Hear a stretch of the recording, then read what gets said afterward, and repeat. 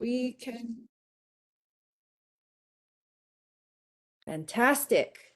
Aloha kakahiaka kako. Good morning, everybody.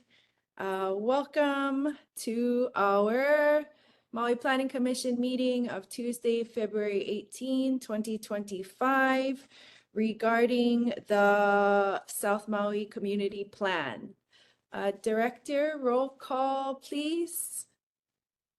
Mahalo, Chair. And just a reminder to all the commissioners, since we only have 5 of you on, it's really important you keep your cameras on the entire time. So Commissioner Hipolito. Good morning, Chair, Director, fellow commissioners. I am in my office alone. Mahalo. Commissioner Dikos is not here. Commissioner Kealoha. Morning, everyone. I'm here in my office at home, and I actually have some workers here, so I might step away from the computer for a few minutes at some point to let somebody in, but other than that, no issues. Okay. Commissioner Lindsay. Aloha mai kako. I look forward to a good, productive meeting today. It is nice to see your faces. Commissioner, can you say where you are and if you're with other people? Sorry, I am in my luku in my office. Commissioner Ward. Sorry, Hello, alone. everybody. Good. Also alone. Thank you. Appreciate it. Good to see everybody. Virtual is a little bit different. I miss seeing your actual faces. And you don't get to see my jacket. But I'm home alone in my office, and we'll look forward to a very productive day, hopefully. Mahalo. Vice Chair Thompson is not here. Chair Thayer. Yes, I'm here present at my house with just my dogs, otherwise alone. Mahalo. Okay. So we have 5 folks, Chair, and so that means Commissioner Kealoha, if you step away, we need to know so we can pause the meeting. Mhm. Anyone steps away, we need to know so you can pause the meeting. Mahalo. Yes. Okay, and from what I understand, Director, you wanted to say something about how the meeting will run today? Yeah, thank you so much, Chair, for this opportunity. So just so commissioners, I want to put you in the right mindset before we get started. We have exactly 16 hours left together to do this. We have this meeting today on the 18th, and then we also have another meeting scheduled for the 4th. That is not a lot of time. We're not going to ask for an extension. We know that you can do this. We believe in you. And so we're going to take this time today. What we'll ask you to do is switch up the order of the agenda. So right now on the agenda, we're starting with sub-area items related to, the maps. In order to get us to a place where we can move rather quickly, we're going to ask you to take item 2 first, because these are actions. And I want you to know before we get started with these actions that they have been vetted through the departments. They've looked at them and said, yep, this is okay. Yep, we can move forward with these items. This is a honey-do list. It's not regulatory. And we thought you could take that up first, have a big win, get finished with that item, and then move on to the harder stuff a little later once your brain is primed and ready to go. So we're asking you to do this. And like I said, I believe in you. I know that you can do this. You've been through this plan. Once we're done with these action items, you will have been through this plan all the way. And the last meeting, we can just focus on getting those last little pieces done and then send it off to council so they can finalize it and this community can finally have a community plan. That's modern. So I just really believe in you. I encourage you to stay focused on those items that are regulatory today and get through this so that we can go through everything in our next meeting that's left over and just be done with this item. I'm happy to answer any questions if you need, but it sounds like if you're good with with that, with changing the order, I think it could be more expedient for our day. And so we don't get bogged down in the stuff that's a little harder. We get some wins early on in the day. That's all I had to say, Chair. Mahalo for your time. Thank you. I just wanted to note Director. that I think we lost Commissioner Ward. Yeah, I was just gonna say. He's right here. I'm here. I see him. Oh, okay. I'm here. I think if you change your view to hide the people who don't have their video showing, you can just see the commission and it's a little easier. That's what I did. I had everybody set on stage, the commissioners, but then Commissioner Ward dropped off but came back. So I'll move you back to the main stage. There you are. I'm here. There was a little audio issue that I was getting a little dinging from your side, so, Oh, okay. Thank you. but I'm back. Sorry, where is that option on WebEx? Thank you. So if you go up to layout and click layout, there is an option Oh, to I see hide it. participants without video, and Oh, that'll just show you. amazing. Yeah, it's way better. That is way better. Sorry, I can't find layout. Oh, here I see. Top right, yeah. Oh, yes. Thank you for that. I wish Yes. this Yeah. months It's a ago. game changer. Yes. Thank you, everybody. We're learning new things about WebEx today. So, commissioners, per the director's suggestion, are there any objections to changing the order of our agenda to move item B2 up ahead of item B1? Okay, seeing no objections, let us do that. And for everybody online who is planning on testifying, we have these section 3 and section 4 set up as separate items on the agenda so that we can take testimony at each juncture. So if you need to take, if you need to give your testimony now because you need to leave later on, that's fine. We'll take all the testimony at the start, but when we do get to B1, we will take testimony again.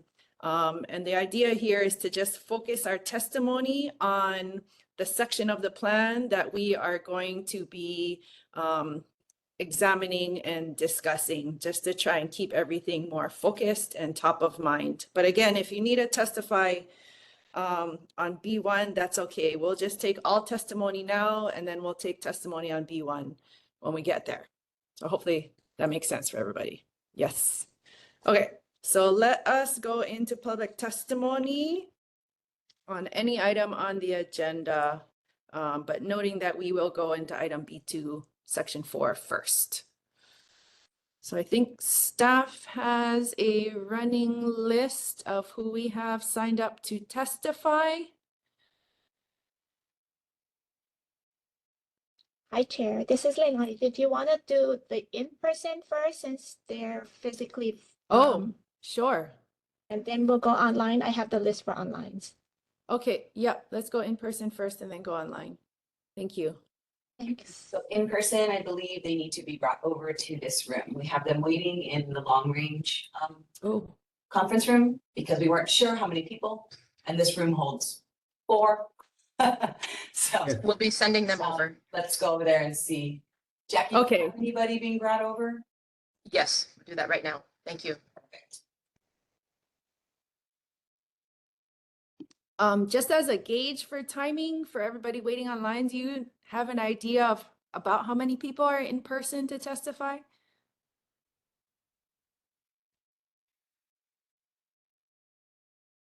I'm Hi, sorry, Chair. question directed towards me. I just stepped out. Oh, sorry. Do you have any idea about how many people are in person here to Oh, testify? I have not been over to long range. That would be a question for Jackie because she's over in that room.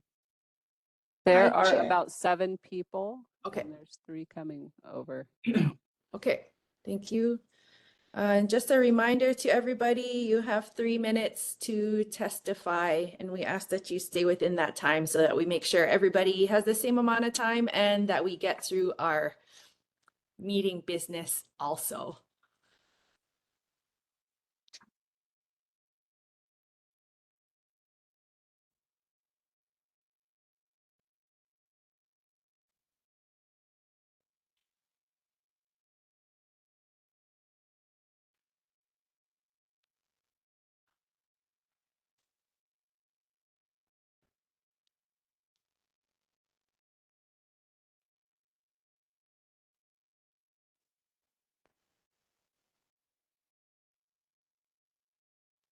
Yeah, welcome. So we're just gonna sit in here, and so camera is right there in front of you, as you can see. So go ahead and have a seat. I've got all the commissioners on the screen for you. Brought the Thin Mints, Girl Scout cookies. So hot. They don't turn on the air. So it takes about a day. Takes a day. Oh. That makes it usually fun. Okay. We don't need to print our name here, right? Because we signed over there. All right, Karen, we have our first, I'm just speaking to long range.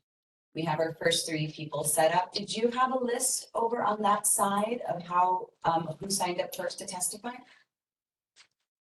Yes, So- Michaela has a running list.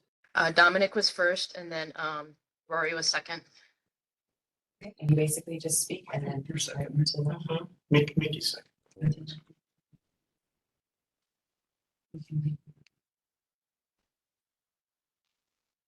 Make this loud.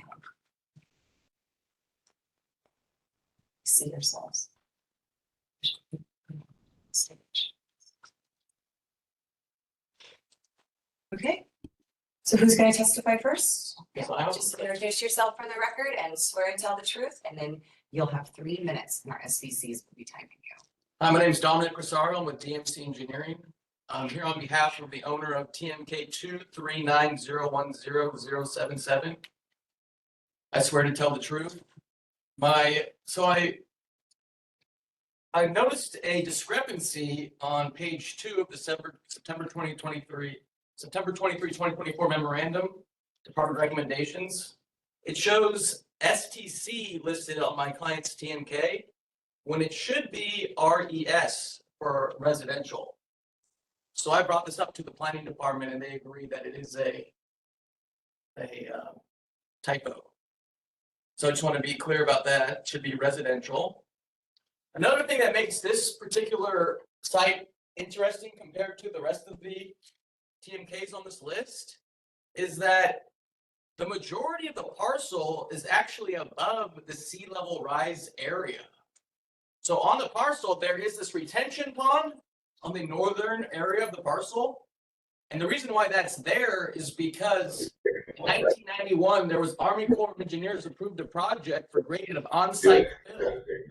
So they raised the site and there's a retention pond. The retention pond is in the sea level rise area, but the majority of the property is not. I even have a topo showing elevation differences. If you have an elevation difference shot at one point, 7.4 versus the inlet and the drainage on South Kia Road being 3.4. So it's almost a 4 feet difference in elevation from South Kia Road to the site. So that, and on top of that, my client is in the process of obtaining 2 building permits on the site, a main dwelling and an accessory dwelling. And we also have a jurisdictional determination from the Army Corps of Engineers stating that this is not a wetland for the retention pond. So basically, I'm not even sure if the property even belongs on this list of parcels inside the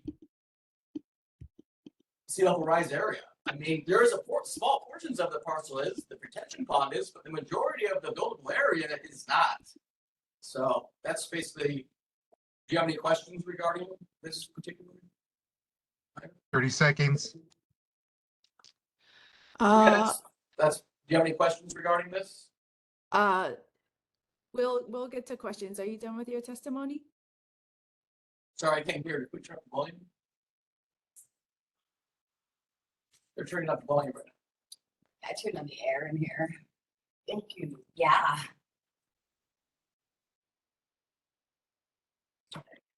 Okay, commissioners, any questions for the testifier? Okay, seeing none. We got everything down that you said and we'll consult with staff when we get to our discussion time. But I think that's all for now. Thank you for your testimony. Aloha, Hi. my name is Mika Halahel, and I am born and raised here on Maui. My family is, the roots are in Hana and then Pu'au, and I've lived in Wailuku for many years. I'm here because this is such an important meeting and all of you are doing a very important task and have a very important kuleana. And I just wanted to let you know, for one thing, when I went to the county building, you know, the planning department building this morning to testify, that's when I found out by calling that I had to come here. And so I'm hoping that you would put large signs for our people so that they would know where to come. And that's number one. Anyway, I think we all know Maui no Kaoi. And that's why I'm here, is to give my mana'o about the Kihe, the South Maui plan, and asking you to put more teeth into it. I have heard that it had more teeth in the sense of the people have to if they're going to develop, and made it a little more flexible now. And I ask you to consider to put back the teeth into the plan. It's all about taking care of our aina, although I do not never lived in Makena. My ohana is pili to the po'eo Makena, the ohana from that area. And so, as we saw at the end of January, the devastation from the heavy rains that were caused in front of Kihei Canoe Club and Kihei Kai, that just gives me a picture in asking you to malama the area where 1 minute. Wailea 670 is proposed, and to I'm really opposed to that whole thing, that whole development. And I feel that we should take care of that aina and make sure that we don't have any runoff and things that are going to affect our ocean. And also that if we do anything, it should be for our people and not for luxury homes. Our vai, our water. 30 is seconds. precious, and we know that we need to plan so carefully in using our water.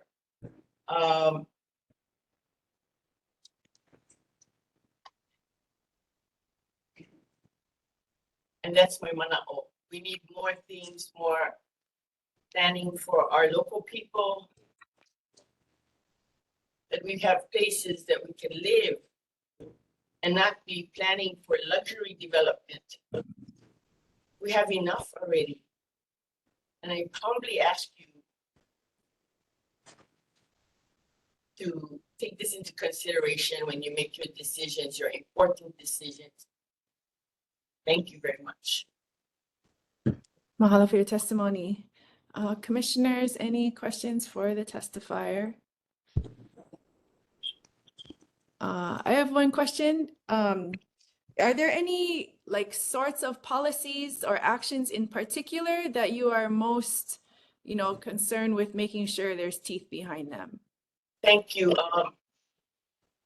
Whatever has to do with the infrastructure and the things that are put up that are required before people can develop areas. Also the roads, as far as when you look at Lahaina, what happened in Lahaina, and being able to exit safely if needed, large groups of people.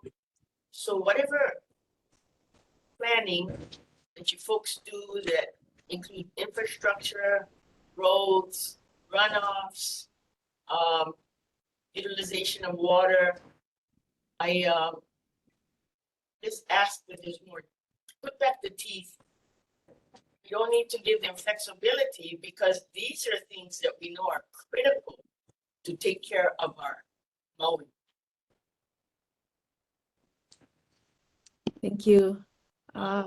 Commissioners, any other questions for the testifier? Okay, seeing none, mahalo again for your testimony. Thank you. Thank you. And I just humbly ask if somebody can put a big note, a big sign down there at the planning office down at by the county building today, so that people, in case they go there like us, that they know where to come. Yeah, we'll have, I think staff is listening and the department is listening. So duly noted. Thank you. Kim. Thank you. Mahalo nui. Mahalo, everybody. Thank you. And I want to acknowledge Vice Chair Thompson is here. I think, can you let us know where you are and if there's anybody in the room with you? Home alone. Okay. And by the way, I said the truth. Thank you. Next testifier, looks like it's Mr. Frampton. Mr. Frampton is going to be sharing his screen, so if you just give him 1 second to get that set up.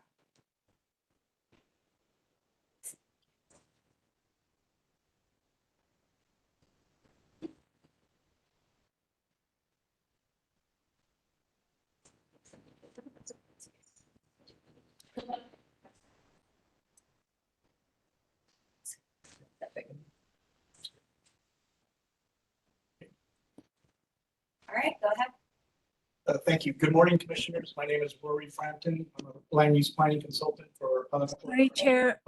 Before he starts his, is it possible to make it as big as you can because it is in a screen, in a screen, in a screen? So Commissioner Ashley, you control your own screen. I understand that, but he could make it a little bit bigger. I have it as big as I can on this, and I'm like close to the screen. But if that's not an option, that's fine. Yeah, that is maximized on his laptop.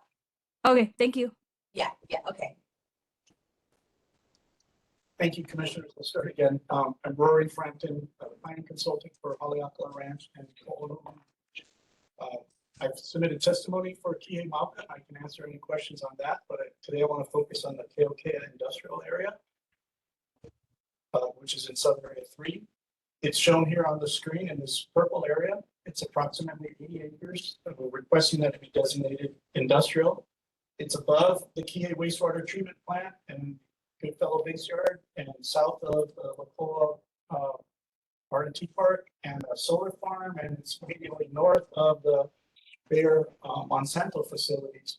We've left out about 20 acres so that we could have a generous area for stormwater management and buffered from Bayer. The urban growth boundary is shown here in purple, the existing urban growth boundary. And it comes down around Lapoa, actually juts out to take in the wastewater treatment plant and then the base yard. Then it goes back down below the highway, all the way to the police station where it jumps in above the highway again to cover the police station.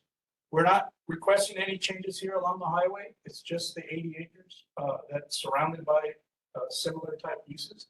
Within the 20 acres that the ranch owns along the highway, we want to put in stormwater management and a native plant program, native plant planting program, similar to what's been done on Keokea Gulch, north of the project, that will actually be brought into the project area. There was a question previously about the urban growth boundary and whether or not it's appropriate to amend that. The county charter asks the planning director to submit updates to the Maui Island Plan every 10 years. It's been 12 years since the Maui Island Plan was adopted, and it's been over 15 years since the GPAC, the General Plan Advisory Committee, last convened. So it seems appropriate that to consider urban growth boundary amendments at the time, right now, given the length of time. The county code anticipated that, and they set up a process when they're doing the community plan updates to do concurrent processing with the urban growth boundary amendment. Per the suggestion of the planning director, we met with Councilmember Tom Cook. He's agreed to submit a resolution, which would be the vehicle for the urban growth boundary amendment. That's in process, and that would be processed concurrently as provided in the code. 30 seconds. So that's in the works. Lastly, I just wanted to mention that we have met with KCA. They've submitted a letter of support for this project based on some policies that we worked out. It's important that the policies get put in, and I know that you guys will take that up at a meeting. And I would just summarize by saying that we think this is a great location because of the surrounding uses, and that it would really provide a benefit in terms of TA's self-sufficiency to allow business owners to own property for their headquarters in a good location where they don't have to travel back and forth to Central Maui. So that concludes my testimony. Thank you very much. Thank you for your testimony. Commissioners, any questions for the testifier? I think in this view, I don't see all of you at once. It's Commissioner Kealoha, Chair. Oh, yes. Go ahead. Thank you.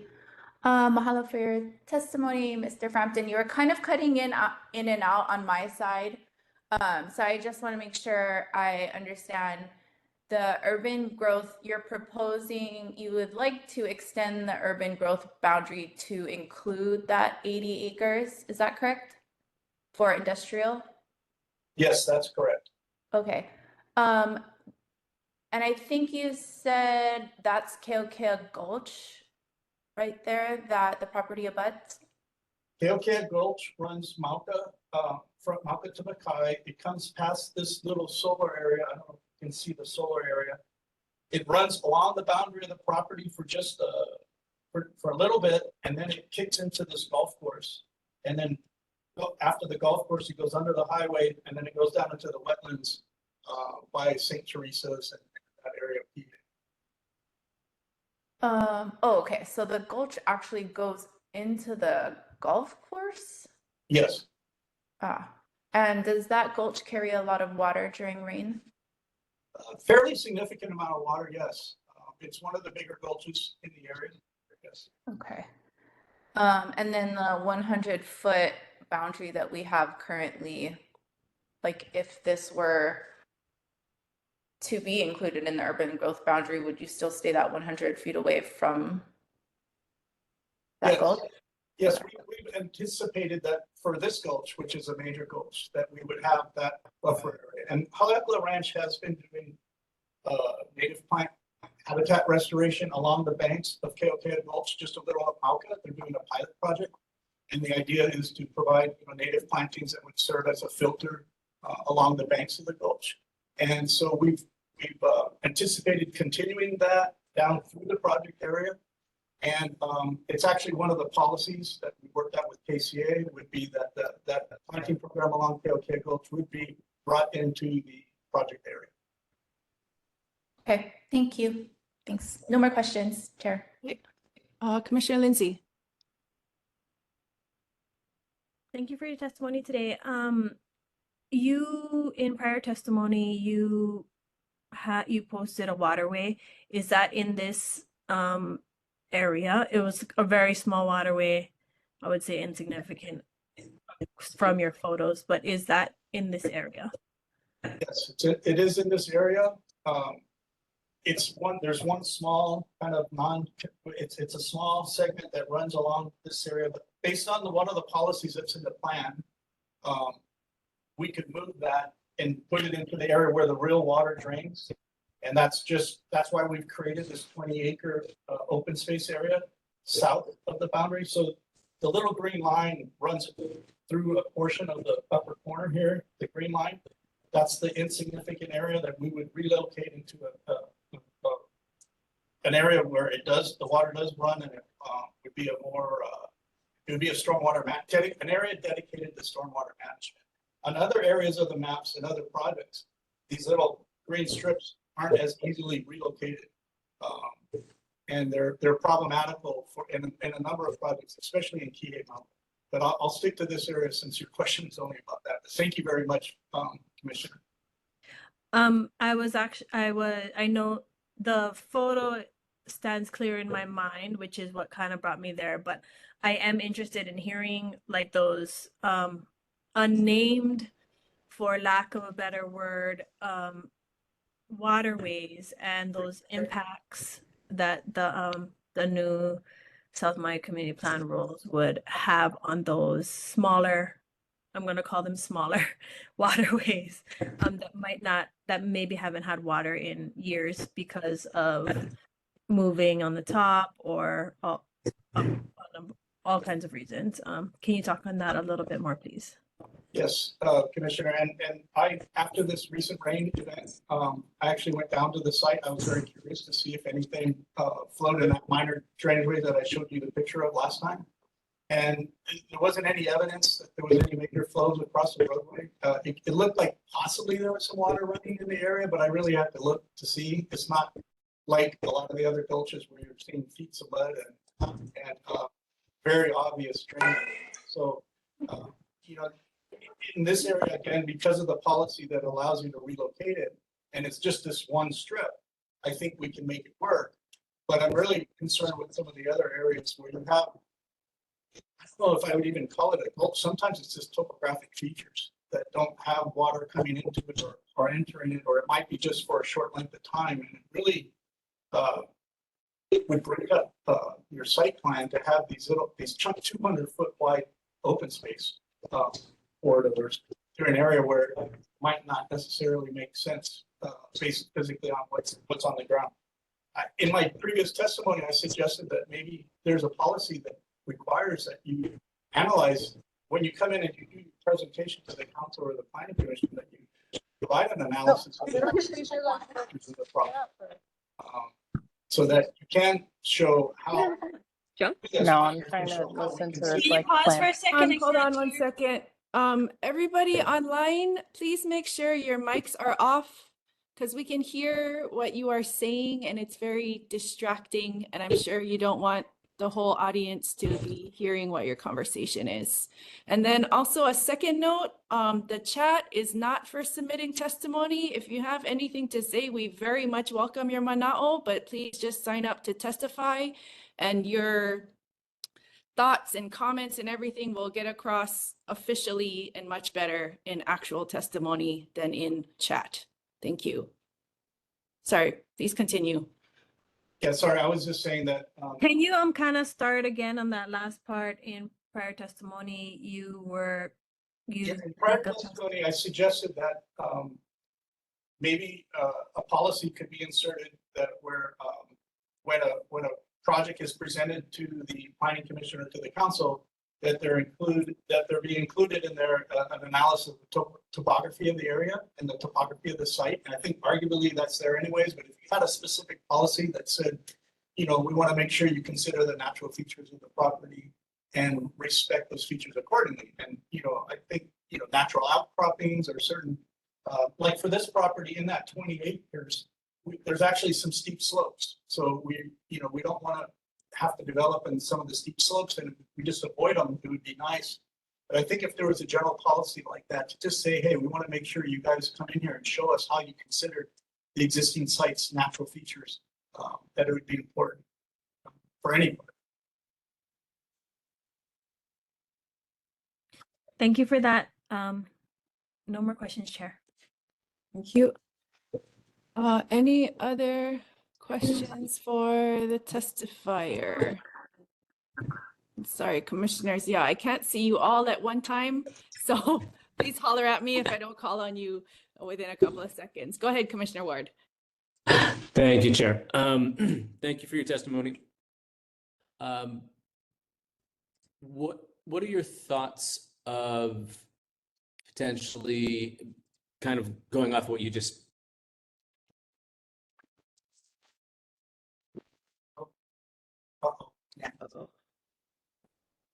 We lost you, Brian. Commissioner Ward. Hopefully he'll come back in a second. There we are. You got cut off. Can you repeat your whole thing, Commissioner Ward? having audio issues. Asking based on the suggestion of doing the topographical, would an AS be welcomed as a kind of requirement as well? Future meters. Sorry, Commissioner, you're breaking up a little, but were you asking about whether or not an AIS as an archaeological inventory survey would be required as well? Is that what you meant by AIS? We've lost you again, I think.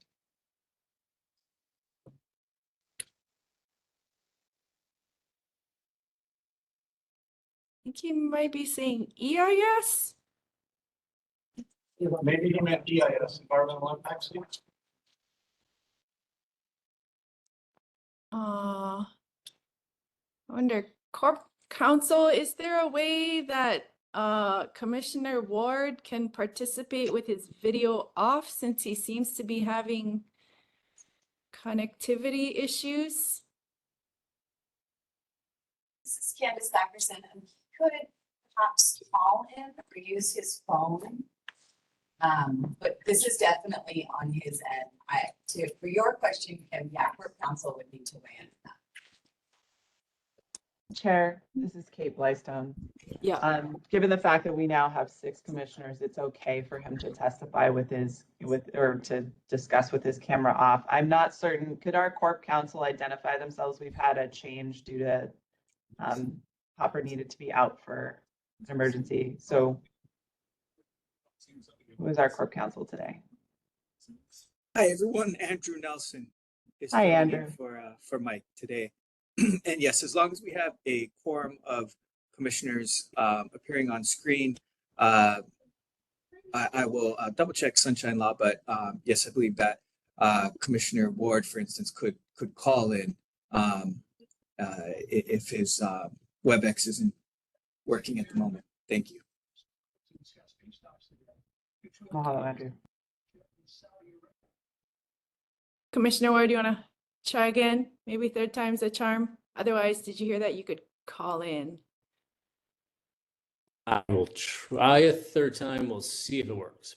Okay. Again, thank you, Chair. Thank you for your testimony, Mr. Frampton.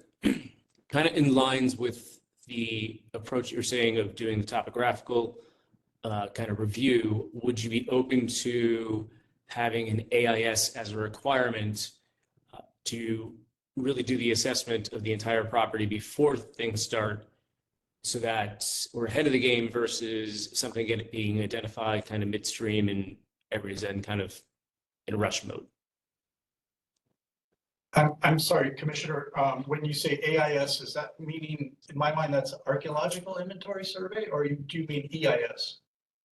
Nope, AIS, the architectural. Archaeology?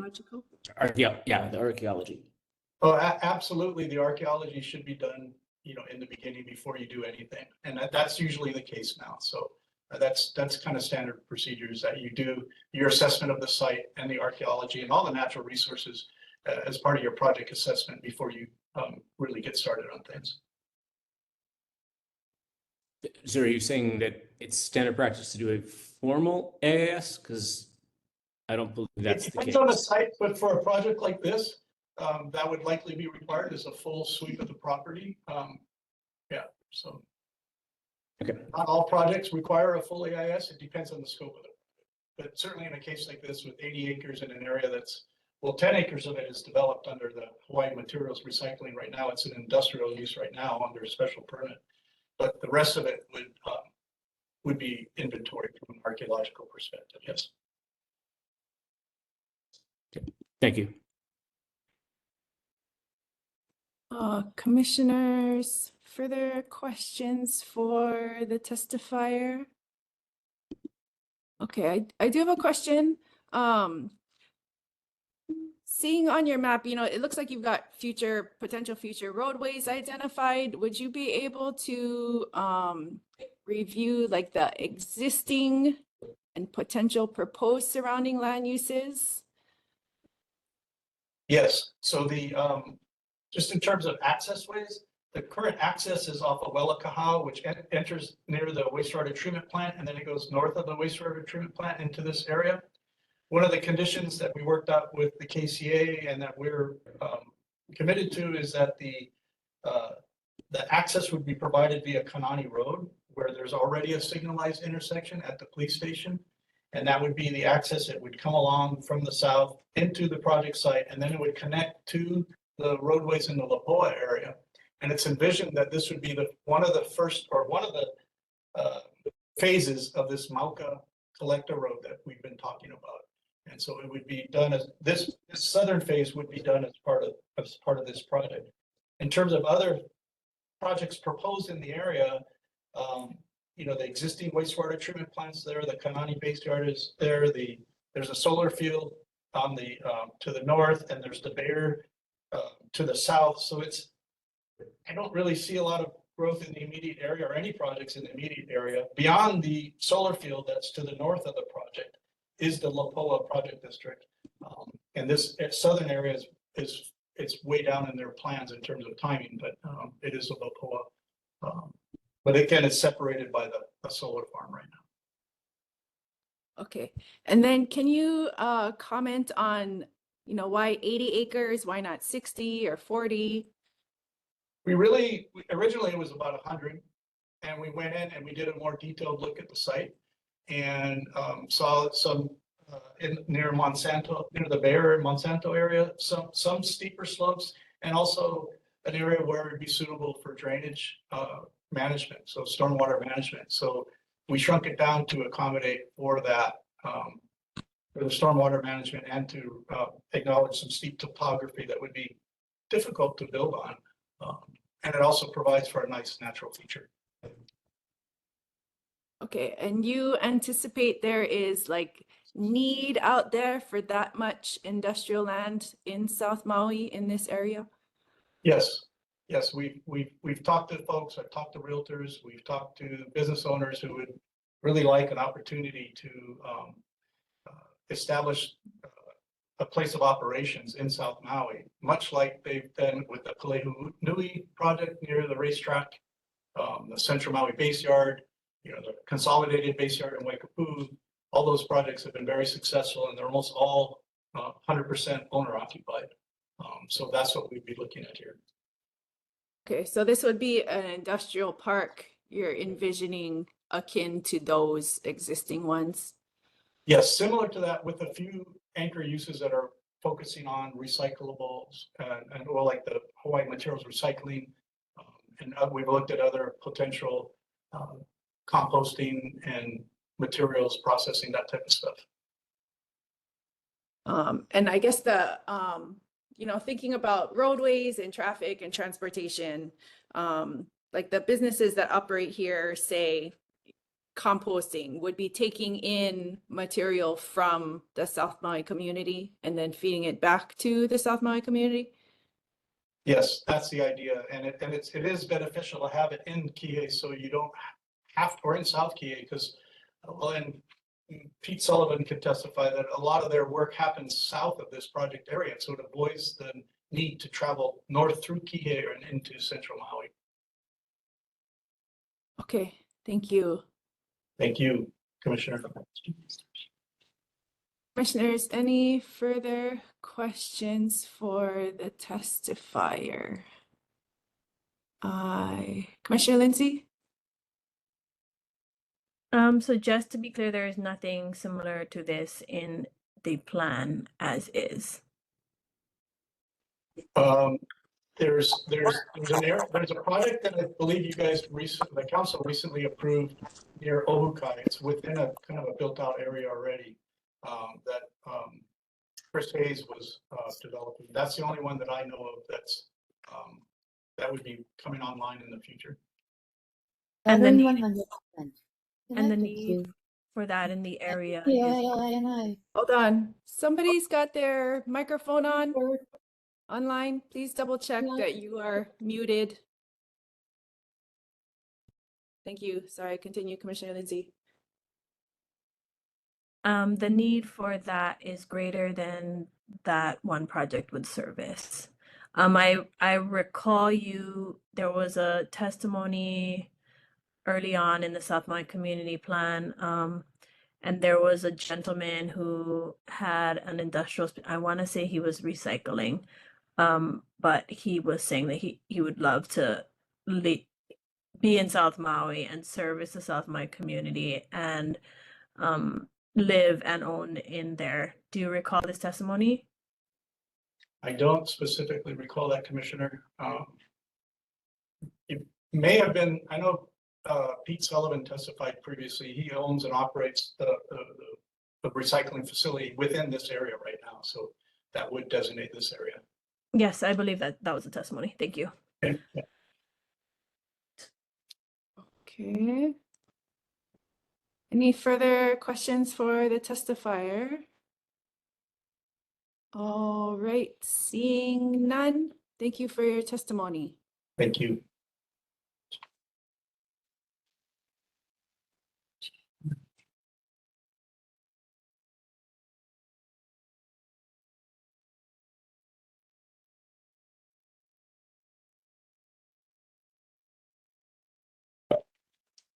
Who is next on the list to testify? In long range, I believe you guys are keeping track of that list. Yep, Leilani, do you have that list? Yes, next person on the list is Sandra Amaral Cross, to be followed by William Harbin for in person. So you introduce yourself and then swear to tell the truth, and cameras are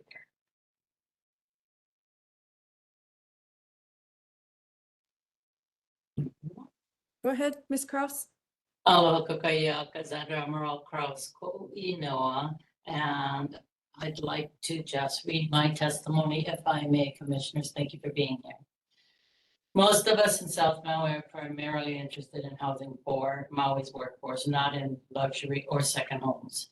The developer for the Kihemaka project, working with the ranchers, originally told us their goal was 80% workforce housing. We asked to put that into the conditions, but the ranch refused.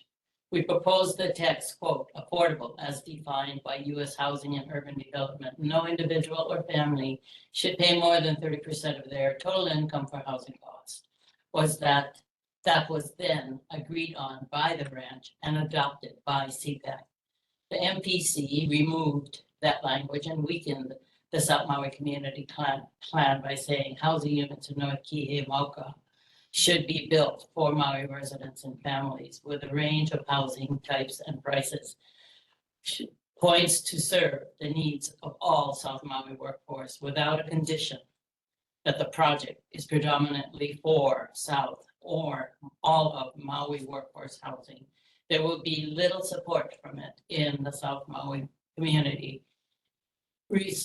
Restore specific language about minimum affordable composition of Kihei-Mauka. The South Maui Community Plan originally defined affordable housing as the primary goal for housing in North Kihei-Mauka. And it should be affordable according to HUD. No individual or family should pay more than 30%. You, the MPC, took out that requirement and said, quote, housing units in North Kihei-Mauka should be built for Maui residents with a range of housing types and price points to serve the needs of all of Maui's workforce, which our plan stipulated. Please restore the specific language in the South Maui Community Plan, section 3.5.6, which said the primary goal for housing in North Kihei-Mauka is to be affordable as defined by the U.S. Housing Urban Development.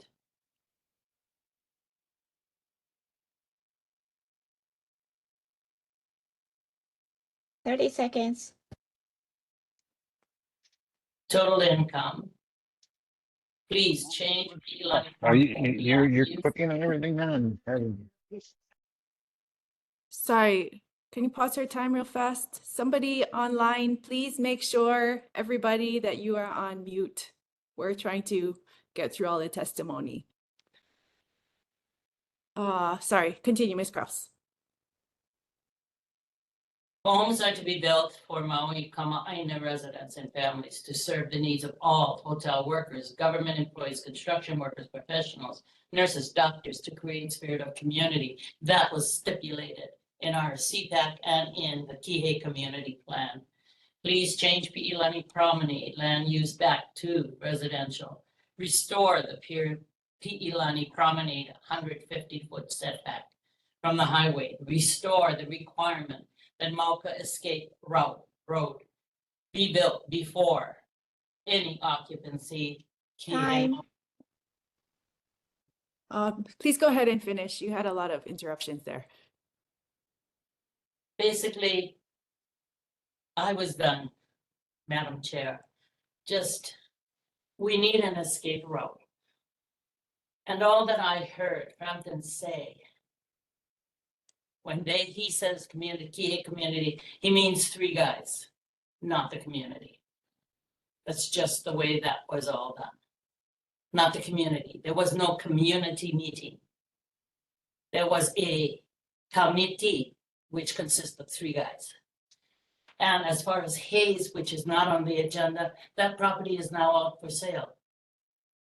And the Hayes family has 2 properties. They have residential. They claim residential exemptions on.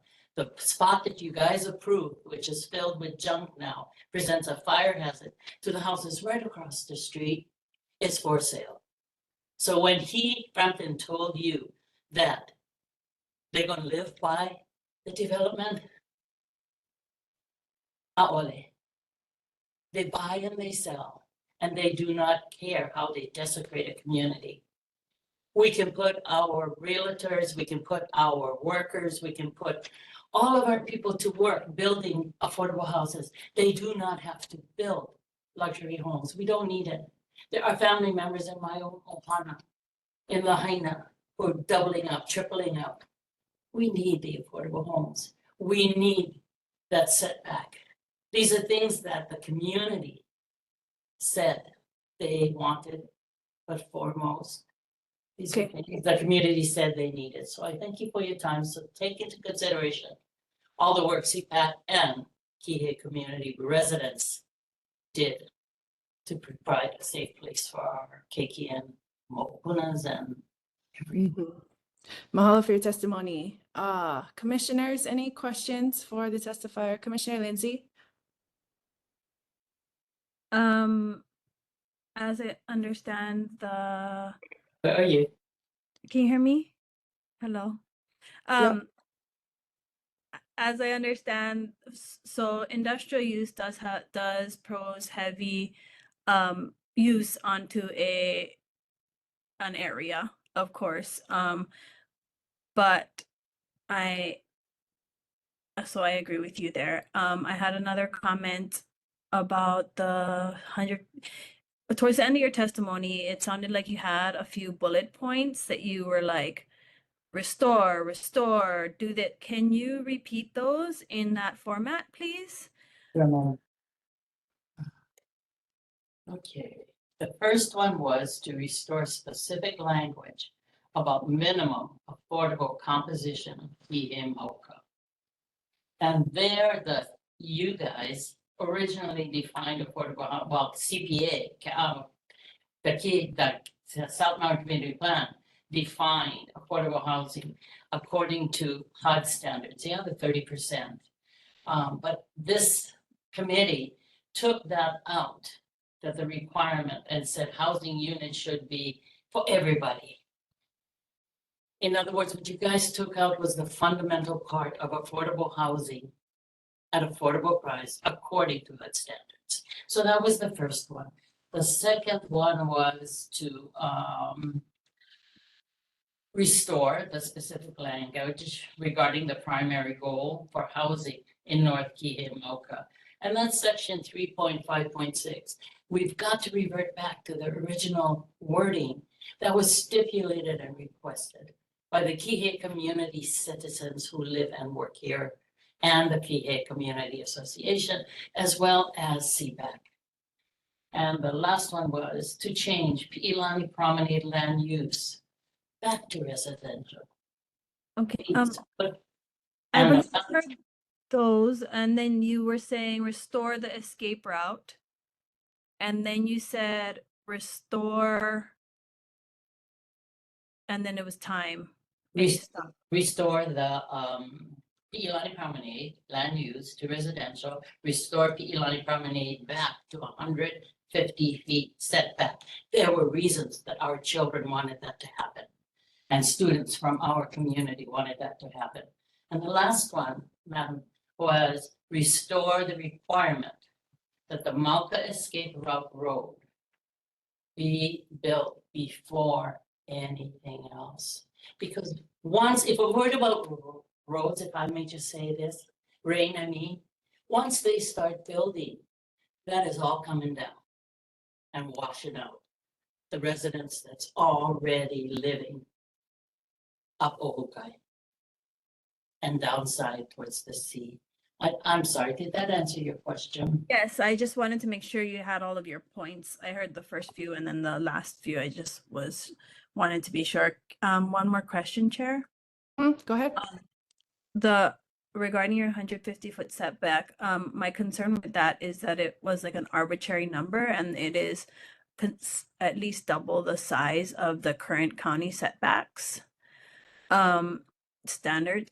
I was just and areas like Maui Meadows, for example, doesn't have that setback distance. I'm just wondering why that large size is so important. I know that we need some kind of setback. My problem is it being managed poorly. There's many roads that I can see off the top of my head on Maui that are not managed properly. And that is my concern that is one of my major concerns with that. And removing certain possible affordable housing land from those communities. I understand that it makes people feel safe with that 150-foot number, but I'm not sure. Like our county already has a standard. So do you know where that number comes from? The 150? I'm sorry. Thank you, Commissioner. That came from a lengthy 5-year discussion from the Kihei community and those that live and want to live there to create predominantly a walking community, a biking community, a community where our children can meet. And that was not an arbitrary number that somebody just came up with. There were lengthy discussions with many who are akamai with the need for this particular setback in our Kihei Mauka. When we look at Maui, Is it Kingdom Hawaii can? Maui Meadows is very, very different from where they want to build and where our residences sit. We're a crowded community, residents, as what they're planning to build. So we just, and I'd like to make a suggestion also. I am praying that somebody from KCA is on this call, and if there is, maybe you could ask their clarification, because they are the ones that met the guys on coming up with. Thank you for that. I just I appreciate your testimony and look forward to it every time. Thank you. That's all, Chair. Thank you so much. Thank you. Any further questions for the testifier? Okay, and just a reminder, commissioners, we're supposed to have questions on the actual testimony that was delivered. And then everybody in the chat, please, if you have something to say, please sign up for testimony. We cannot take your mana'o if it's in the chat. The only way we can take your mana'o into the record if it is actually submitted as part of testimony. So we want to hear you and we want to make your voice official. Please sign up to testify. Next testifier, Leilani. Thank you, Chair. On the in-person list, it shows William Harbin, and then we'll go to online testifier. And then the first one on the list is Ann P, to be followed by Brian Banks. Thank you. Thank you.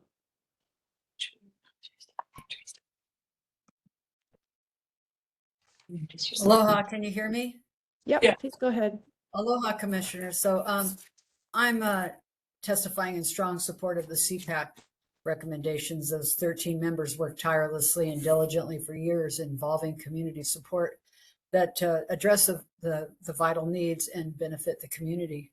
So I also suggest that you use strong language, like don't use words like encourage, or don't use words like shall consider, but I mean, we'll use words like consider, but use words like shall. as somebody said, it puts the teeth in the legal enforcement ability to enforce these plans. So I know that some of these revisions have removed important, we have concerns about some of these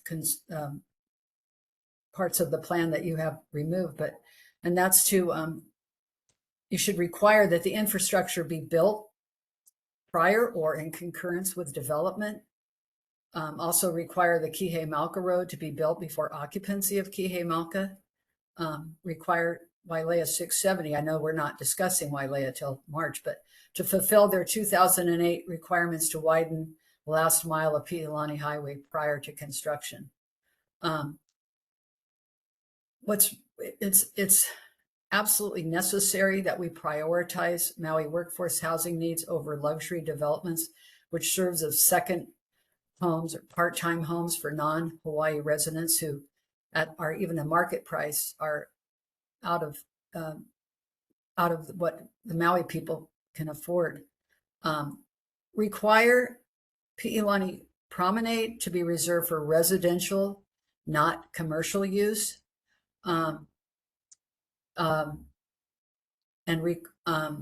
Require the construction of the Maui Collector Road. At present, there's no ingress or regress, and there's already severe traffic congestion before all this proposed development will take place. So it'll only get worse with only one way in and one way out. Require the Kihei-Malka Greenway buffer, which I think was removed, which protects against future fires and flooding. The 2023 Pulehu wildfire reached Kihei, and although it was contained, there's such a potential for risk of fires in the future. I'm a retired nurse educator at UH Maui College, and I volunteer for elder care 30 at seconds. Kalama Heights. It's a 166 apartment independent living facility in Maui, the only one of its kind. And in the Lahaina wildfire, 70% of those who died were seniors who were mobility challenged, which is a lot. It describes a lot of the residents there. If there's no ingress or egress, we're going to see a lot of problems that just like similar to what happened in any of the Lahaina wildfires. So Time. I thank you. Mahalo for your testimony. Commissioners, any questions for the testifier?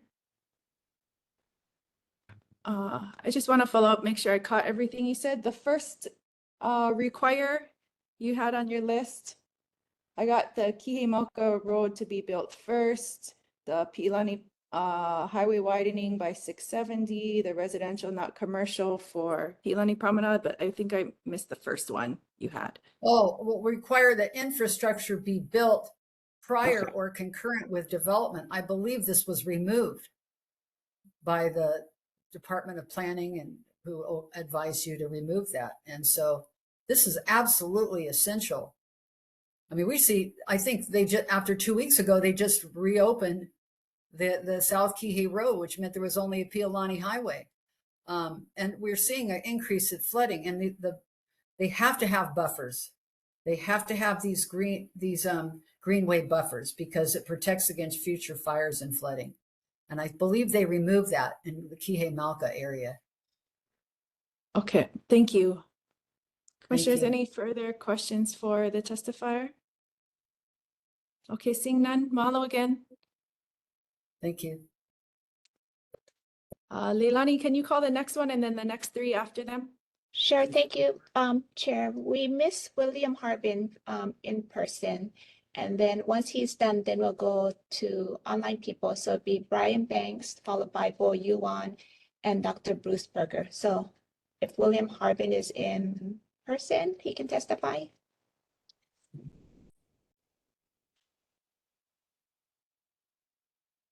Good morning, everyone. Thank you, Madam Chairman. My name is William Harbin. I go by my middle name, which is Ken. So you can address me as Ken Harbin. I am currently employed at the UHMC Maui College, where I teach mathematics, statistics, some engineering classes, and some computer information classes. I moved to Maui about 25 years ago. I live at the very top of Maui Meadows. My property is adjacent and abuts the main ranch lands. I have, since I've lived here for 20 something years, I've spent over $200,000 in improvements to my property just to control drainage from the ranch lands as we continue to develop in those upland areas. But that's not what I'm here to talk about today. What I would like to talk about is a problem that I'm having in preparing food at my house. I regularly cook pinto beans at my property, at my kitchen. And for the last 18 months, I'm no longer able to cook pinto beans using the tap water out of my Kihei faucets. It is because it has too much salt in them. Now, I have multiple master's degrees. I've studied chemistry. I've done a lot of chemistry work. But my main background is in computers and working with those. But I have built infrastructure all over America and in foreign countries. Our infrastructure in South Kihei cannot support any more building. I have not done scientific studies on my water supply, but my pinto beans is telling me we have severely impacted the water aquifers in Maui. I know that studies are expensive, but we need to verify this. I'm going to close here very quickly by saying we are a desert island environment. We live in a desert. 30 seconds. And many island nations around the world have moved to limit the number of people and the populations that live on these islands, including tourists. They have rules and regulations involving who can buy property.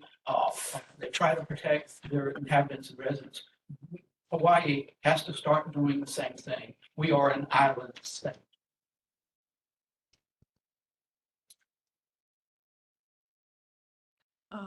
Thank you for your testimony. Commissioners, do you have any questions for the testifier?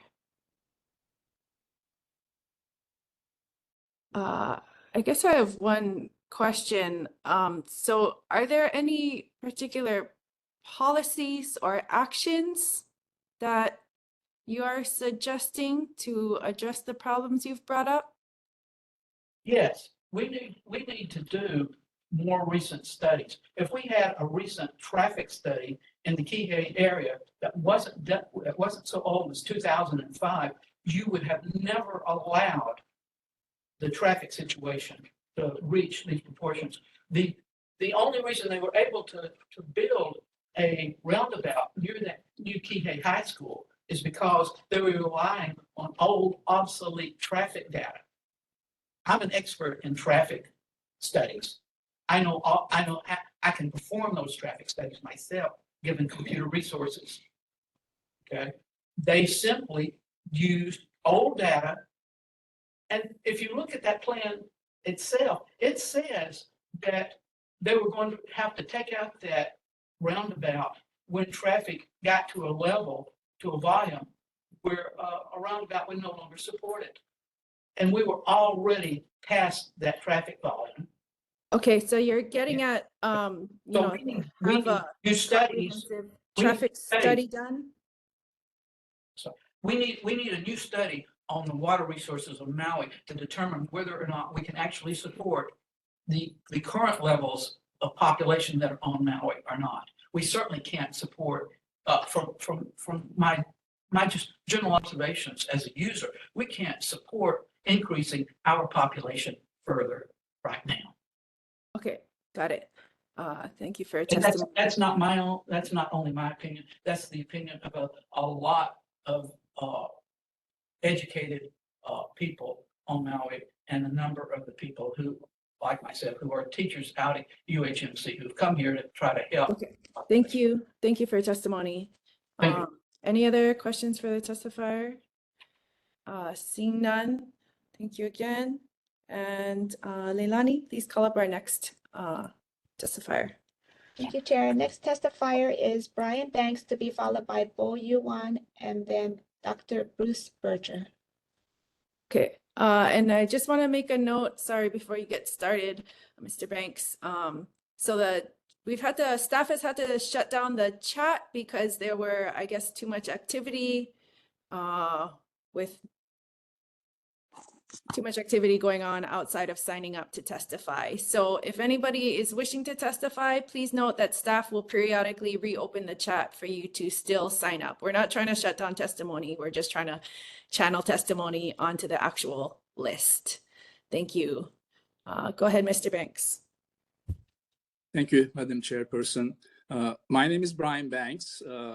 Today I'm representing 780 owners in Wailea, Ekahi, Ekolu, Grand Champions, and the Palms. These properties were built in the middle of Wailea, which was originally planned as a resort community. And the purpose, and as specified in their declarations approved and recorded by the county, was to provide short-term rentals. And they have been providing short-term rentals starting 1976 very successfully. These are very small units specifically planned for visitor accommodations, and they provide valuable jobs and taxes. We provided a written testimony, lengthy written testimony, showing all the, let me see if I can work this out.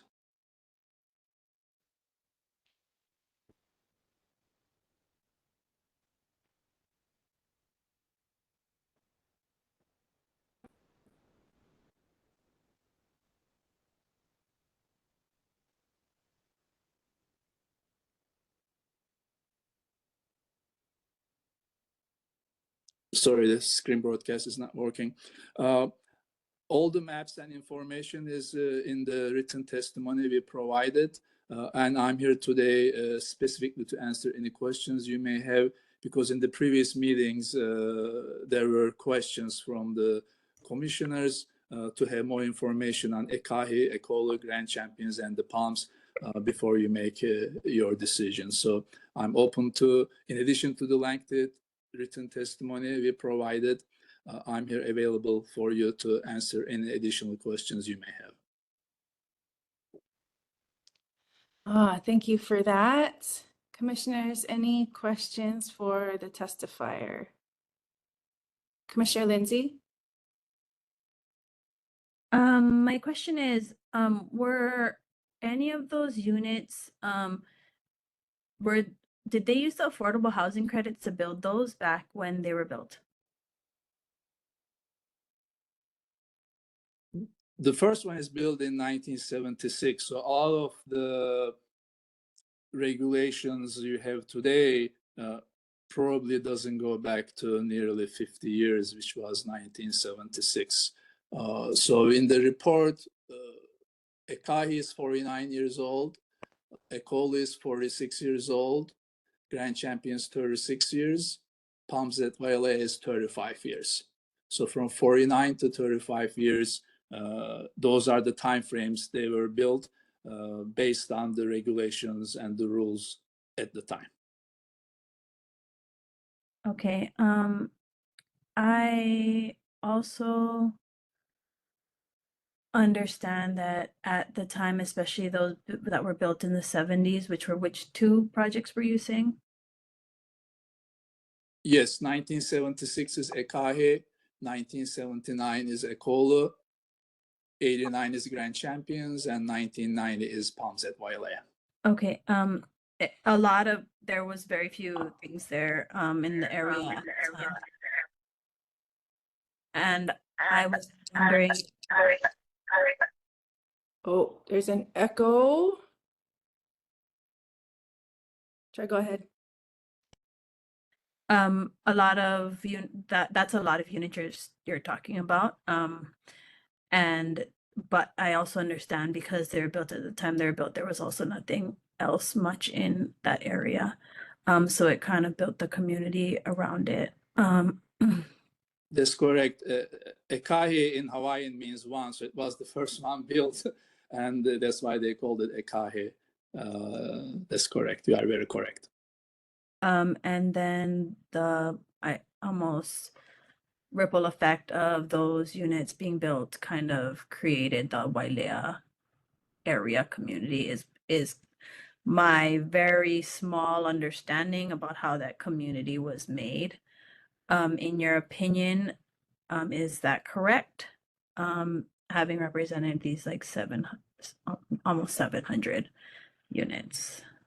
Yes, and prior to building Ekahi, which is the first one, and the others followed up, there was a lot of planning and discussion in Maui. I'm a 26-year-old permanent resident here. This is my home. And they planned and intended Wailea to be a resort community. If I could have shown the map here, as you all know, there's multiple golf courses, tennis courts, restaurants, whole bunch of hotels, and these condominiums together form a very cohesive resort community that serves not only the visitors, but all of us living here, providing jobs, tax revenues, etc. So even before Ekahi was, the first one was built in 1976, Wailea was planned as a resort community. This is all documented in the county documents. We can send you references if you want. So it was a planned community to be a resort and then developed and built as such. Okay, thank you. Yeah. No more questions. Yeah. And Any further questions for the testifier? Commissioner Ward? Thank you. Hoping I have my sound back. Thank you for your testimony, Mr. Banks. In your opinion, the units you're referencing, could you describe for us what kind of the content is inside? Are there parking spaces? Are there parking garages? Is it a kind of is it a home, or is it more of a transient type of thing, in your opinion? Thank you for your question. I'll share you my opinion, and also we provided in the lengthy testimony the layouts of the units, the square footage of the units, as well as the map of the condominium, so for you to see the overall setup. These units are as small as little studio units. Some are 800 square foot, only one parking space, which works okay for a visitor. If you are visiting here for a week, 800 square feet is good. Very little closet storage space, and you're going to rent a car and one parking lot. And the cost of it for that small amount of space is huge. Most recent insurance premiums are $1.2 million. You divide it by the number of owners, that's $1,000 a month, $2,000 a month just for that. Plus you add the monthly fees, which is another $1,300, plus $2,000 a month property tax. Before you do anything with the insurance, monthly fees, and the property tax, you're at $5,000. How are you going to rent this place? And you have more connections with the county and FEMA. FEMA made contracts to rent these units for to accommodate some of the displaced fire victims. They couldn't give them away for free. Some people refused to take those units because it wasn't appropriate for them. They couldn't live with a family, multiple cars, dogs in 800 square foot unit. They just refused. They were the smart ones. The ones who were assigned, after a month or two, they said, this is not good for me. Give me another place. As a result, and please verify me by checking with FEMA, FEMA canceled some of the contracts, meaning that they couldn't give them away for free for people to live there for free. How are you going to rent these places that FEMA couldn't give away for free. It cannot get any cheaper than free. So that's not only my opinion, but the drawings that provided as evidence in the written testimony, and the most recent experience of FEMA not being able to give away some of those units for free, and they canceled the contracts they had with the owners. So I hope you take all of this into consideration, and these units serve the community in multiple ways. And I provided the amount of taxes they all provide, $3 million a year, $6.2 million a year from Ekahi, Ekolu, $2.9 million a year, Palms, $2.9 million a year, Grand Champions, $3.3 million a year. And most of these are short-term rentals. Almost all of them are short-term rentals.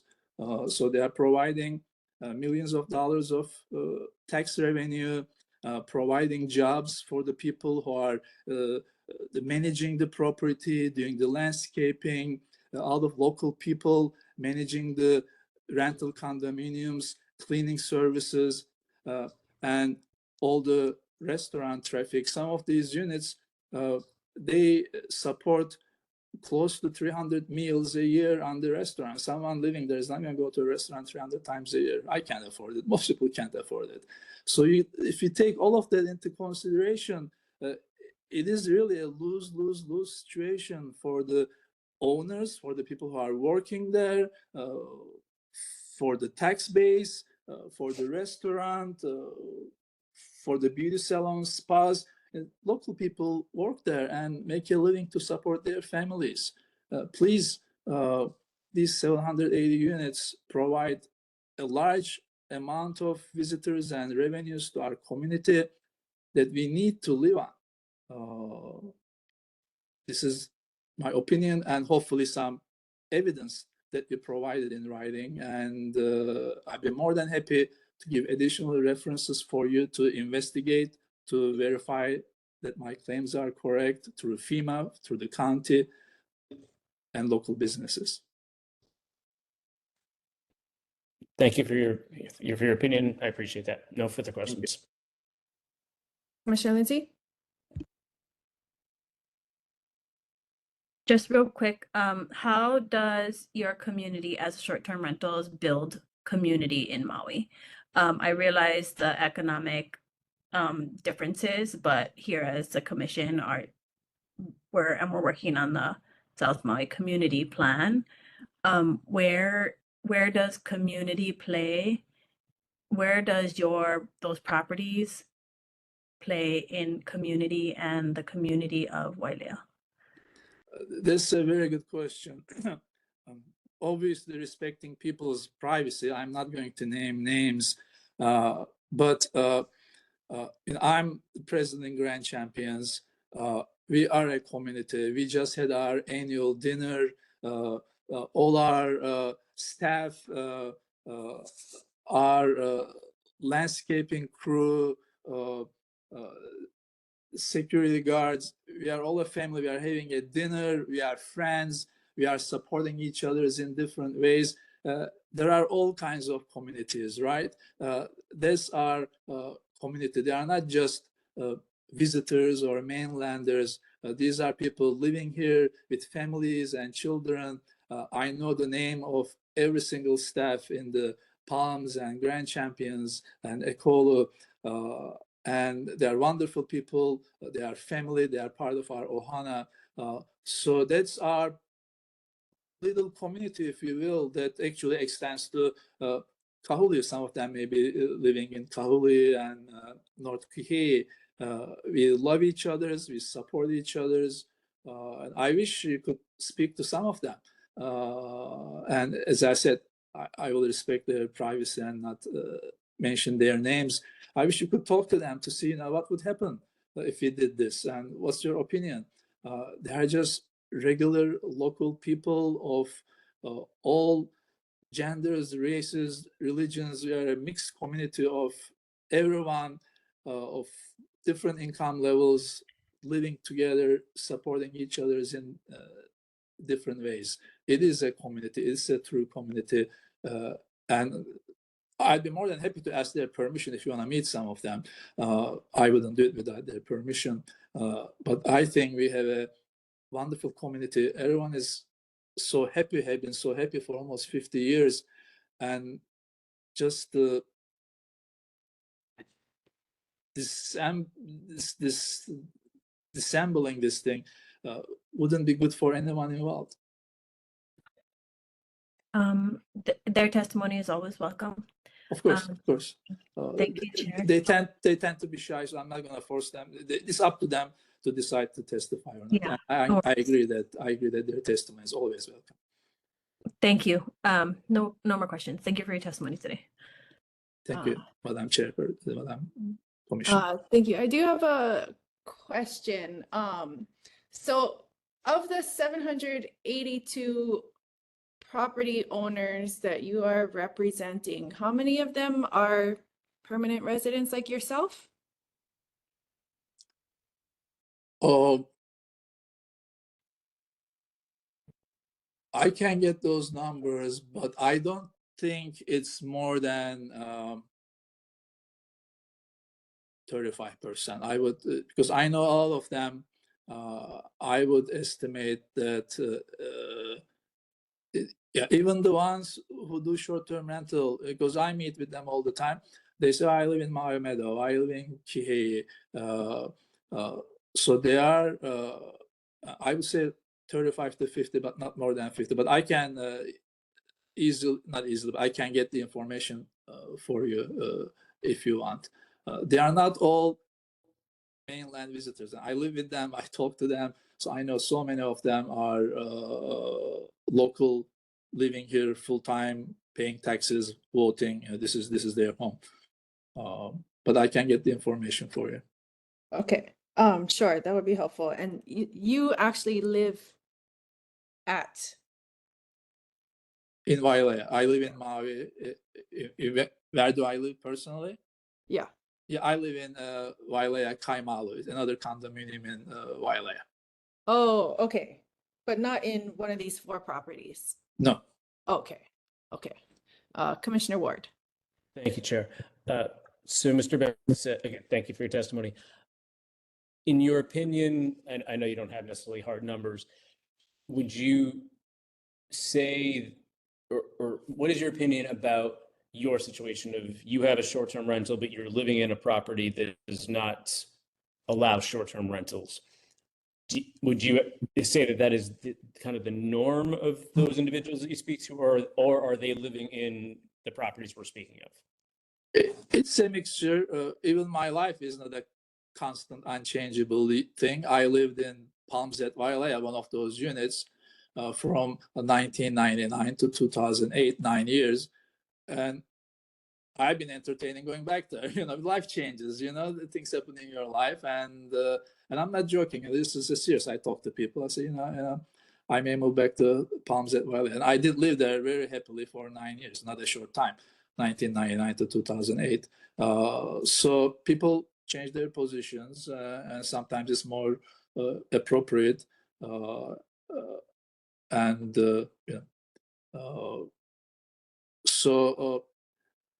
the other thing is, and I gave the FEMA example, another example is the 2008, when we had the mortgage crisis.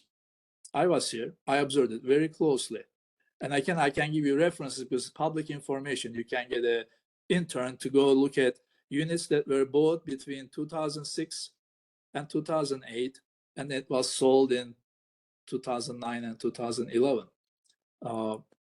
Because of the mortgage crisis, literally the prices were half as much. So 50% discount. If you look at who sold it, who bought it, it changed hands because people were underwater. They could, their mortgages twice what the thing is valued. So it foreclosed. And the buyers were similar type of buyers. If you look and investigate, you'll find that when there was a 50% discount on the price, they weren't purchased by the locals. At the time, if it was purchased in 2006 for $800,000, it was now in 2010 worth $400,000.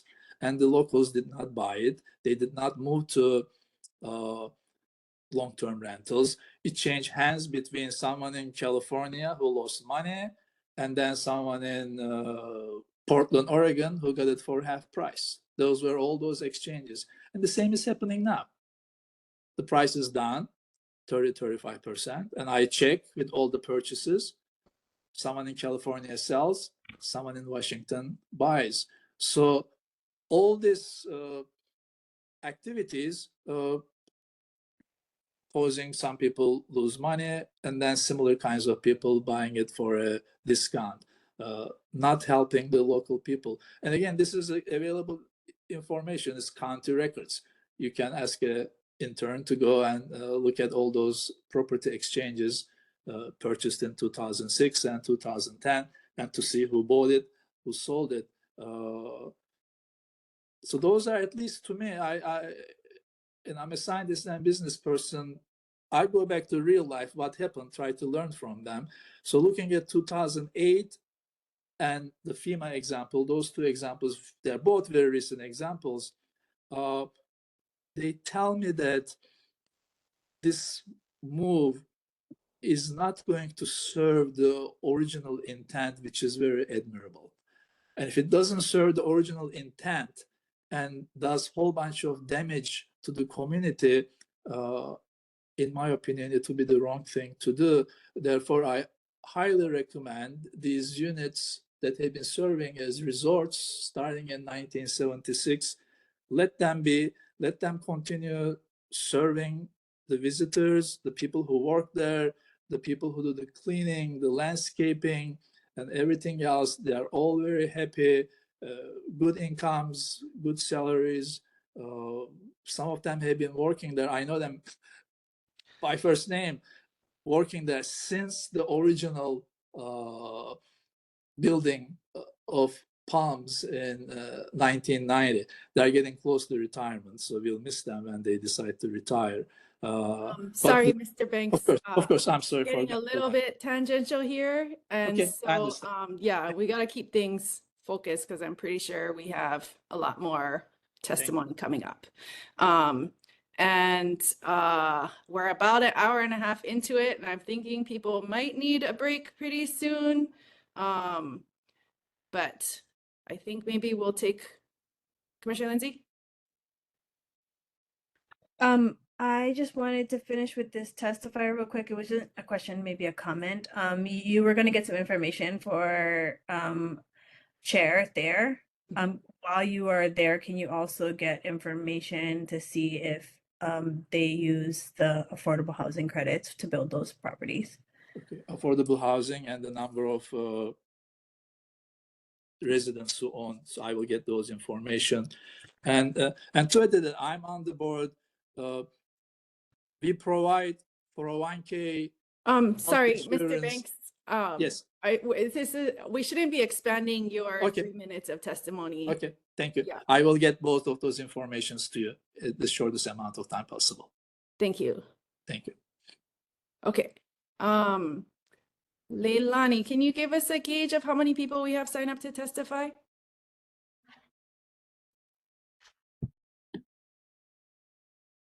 Thank you, Chair. Sorry, I had to count. There's about 14 remaining on the list. Okay. Thank you for being so generous with the time. I really appreciate it. And 780 owners also appreciate it. Thank you. Yes, thank you. Okay, commissioners, temperature check. Do you want to do a few more or do you want to take a 5-minute break? 5 minutes. Okay, it is 10:40 right now. Let us keep things going and actually come back at 10:45. So see you in 5 minutes. Thank you.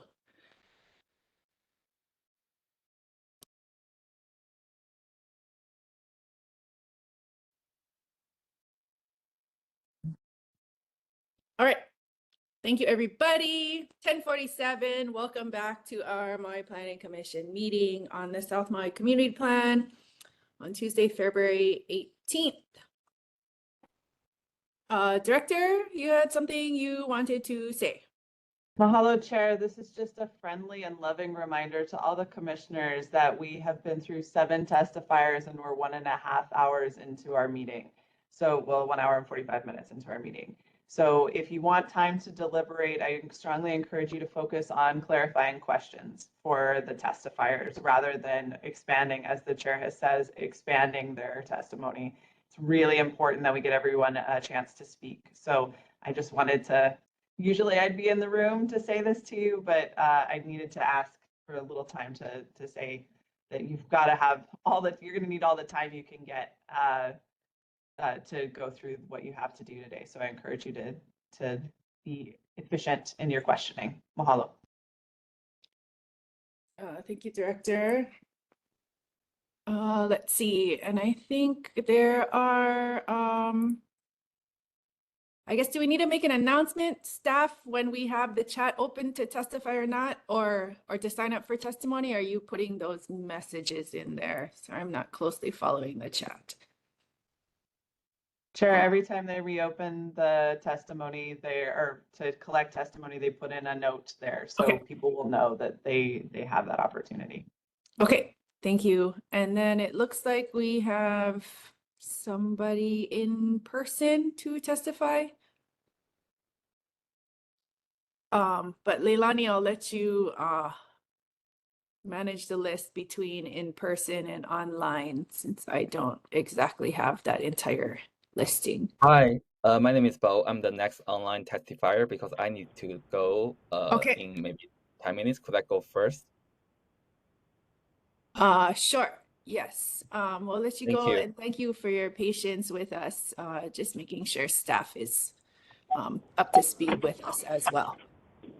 So if everything's all good, Leilani, I'm assuming this is okay. Go ahead, Mr. Yuan. Aloha, Maui Planning Commission. My name is Bo Yuan. I'm an owner at Maui Kamaoli and representing Maui Kamaoli Rezoning Committee. And first, I would like to thank the commission member to give us a chance to provide our feedback. I would like to request to change the Maui Kamaoli designation from the residential to resort and hotel. Since Maui Kamaoli was built in the 1989, Maui Kamaoli was developed and has consistently operated as a vacation rental property.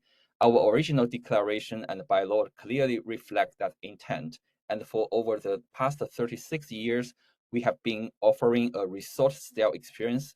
Our oceanfront location within the Wailea census designated place, combined with our resort-style kind of amenity, including 2 pools, 2 hot tubs, tennis court, make us operational more similar to our neighboring hotel and resort. Maui Kamaoli is actually very close to those 4 properties mentioned by the Mr. Banks.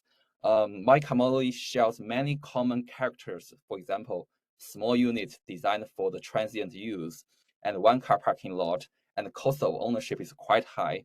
We pay millions of insurance every year. The kind of cost of per month is more than $4,000 per month, just including HOA, property tax, insurance, utilities, not to mention other costs. It's not a kind of affordable housing. And Maui Kamaoli also contributes millions of tax revenue per year and supports local jobs, landscapers, and local communities. And this also brings me to the second point that currently the boundary of Wailea in the South Community Plan is different from the U.S. Census Bureau's definition.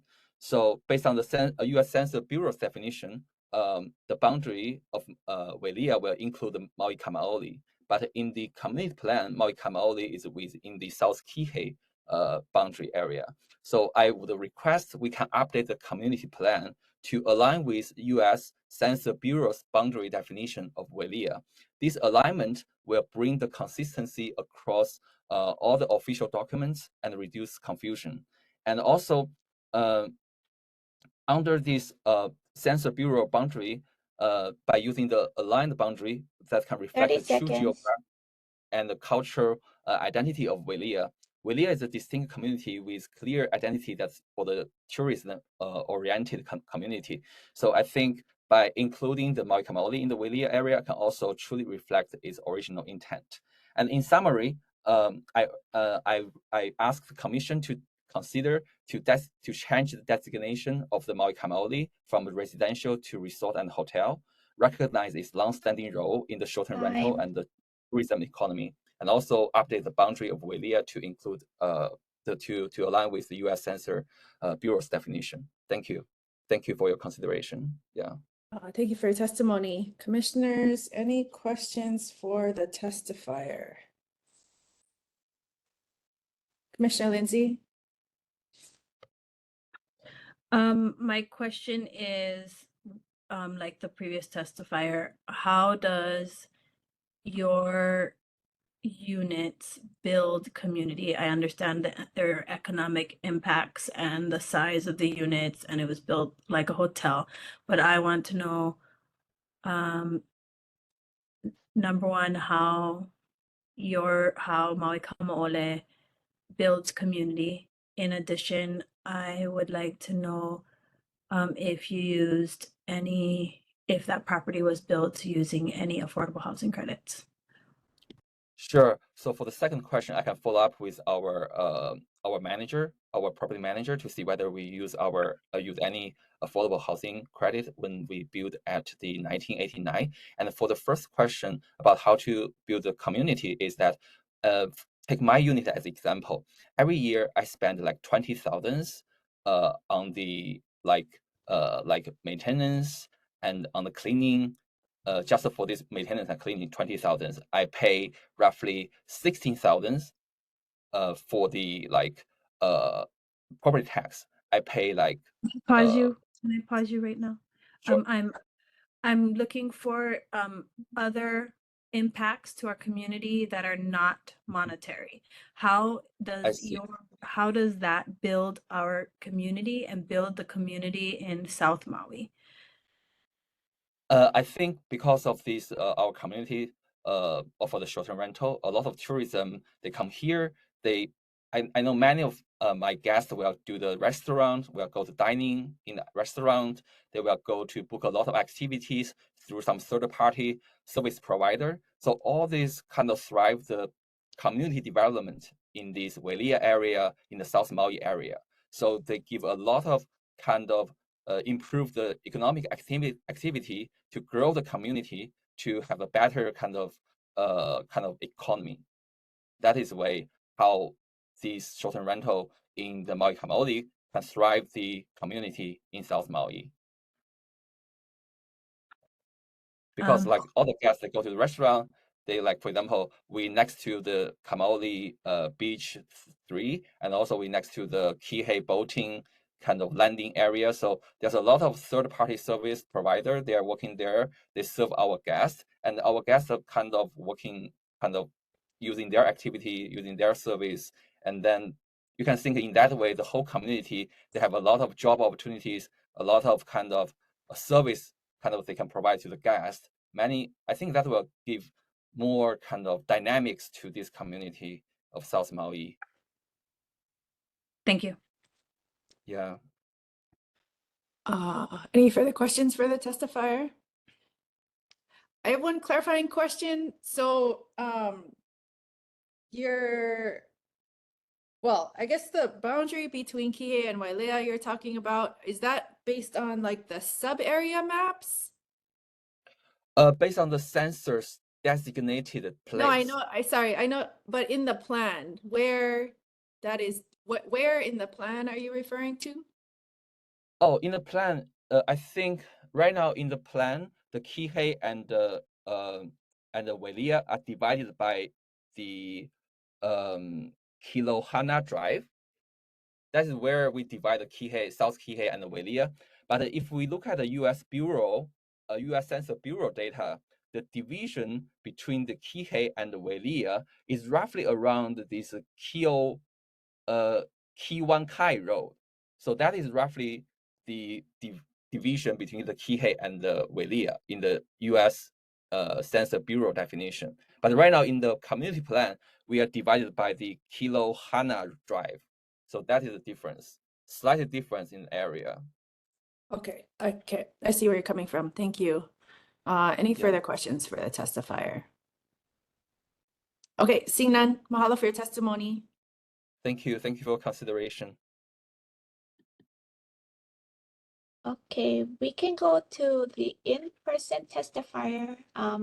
Brad Anderson, and then we'll go back online. So the next three after that will be Dr. Bruce Berger, followed by Paul DeSolaris and Peter Sullivan.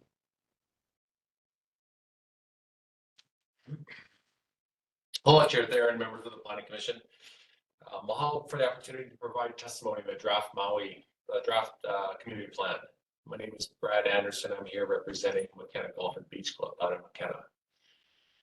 First, I'd like to support the protection of the ephemeral stream corridors where appropriate conditions show legitimate stream flows. There are many advantages to protecting these drainage gulches as open space, including their natural hydrological functions, potential habitat for native species, cultural significance, climate resilience, along with the scenic and recreational enjoyments.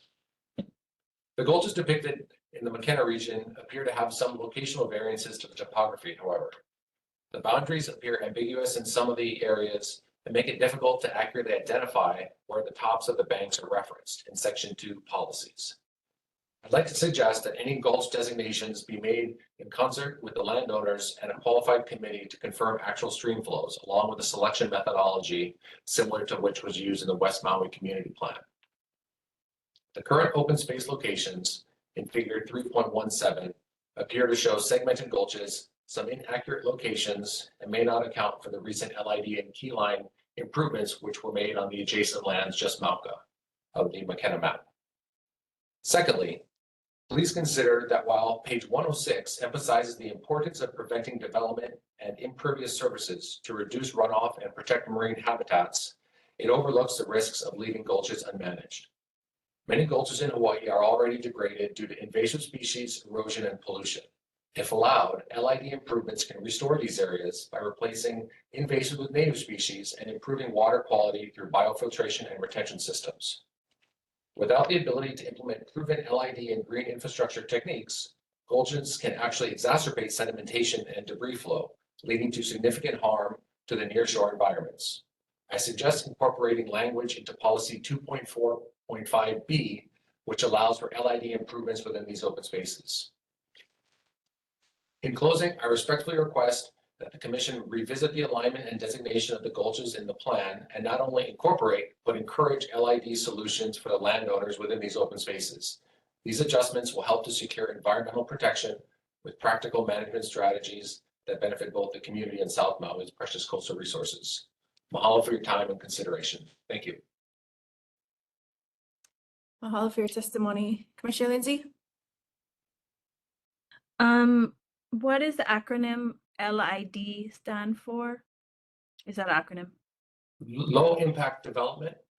It's Okay, just confirming. Thank you.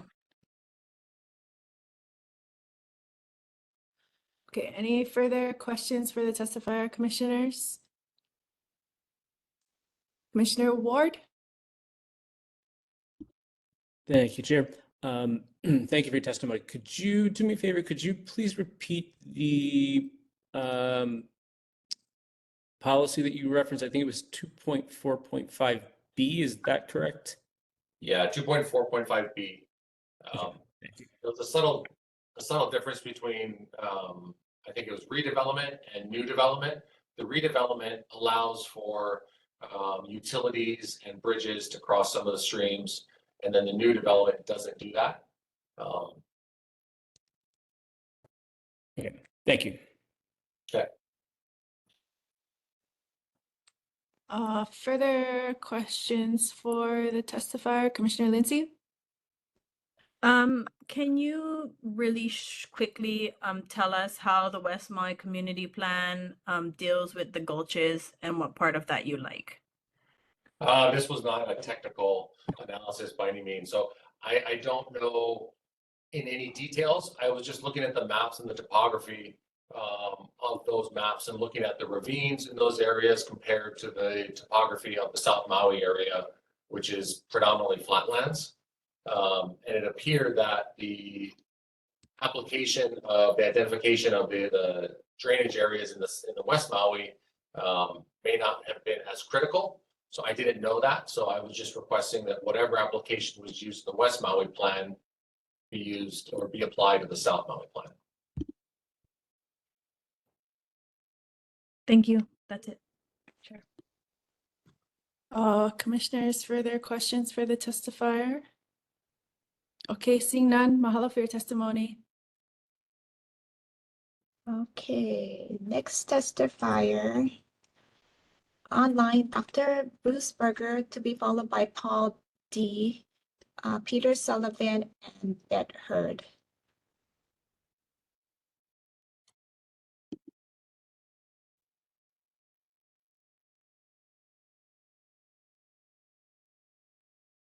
Oh, you're on mute, Mr. Berger. There we go. Okay, thank you. Thank you. Appreciate the opportunity. My name is Bruce Berger. I'm alone, and what I'm saying is truth. Anyway, I'm a full-time resident of Maui, and in the 13 years I have lived in South Maui, I've seen worsening of traffic in and out of South Maui, increasing water restrictions, and marked increase in housing costs, both rental and ownership for local residents. It is imperative that the county secures, and I'm echoing some testimony from before, from a professional organization, an evaluation of ingress and egress needs, including tsunami and wildfire evacuations, and on a direct connection to upcountry from South Maui for the South Maui residents and workers. Similarly, it is imperative that the county secures from a professional organization whether existing water supplies will be sufficient for new homes in Maui.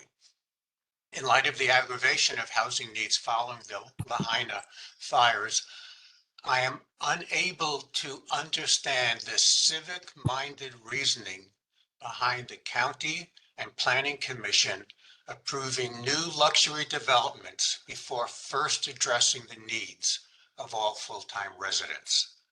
The county and its elected officials, Department of Planning, Planning Commission, and all relevant government agencies serve the will of the people.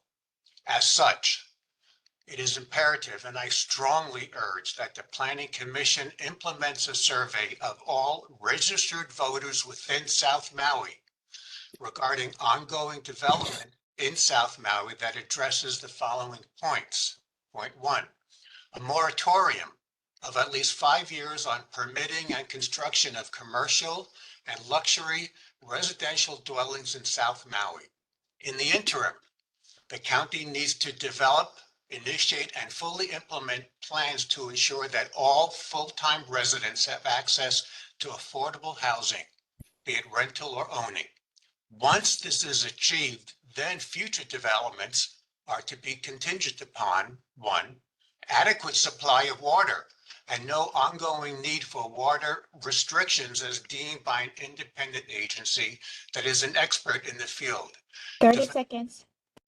Development of a meaningful water tax for non-full-time residents and hotels may help fund the water study. Similarly, appropriate infrastructure, including new roads in and out of South Maui, widened Pilani Highway, and direct access to upcountry survey needs to be done and paid for by developers or deemed appropriate on a case-by-case basis by an independent commission. And the cost for these studies and implementation, I'm almost done, thank you, can be offset by each by a tax on each luxury resident on all hotels. Can So you conclude your testimony, please? Sure. Well, my testimony ends with this. From a personal perspective, I believe it is unconscionable that the County and Planning Commission continues to permit new luxury developments before ensuring housing for all its full-time residents. Thank you. Mahalo for your testimony. Commissioners, any questions for the testifier? Okay, seeing none, mahalo again. Okay, thank you. Okay, next testifier is Paul D., to be followed by Peter Sullivan, Beth Hurd, and Peter Horowitz.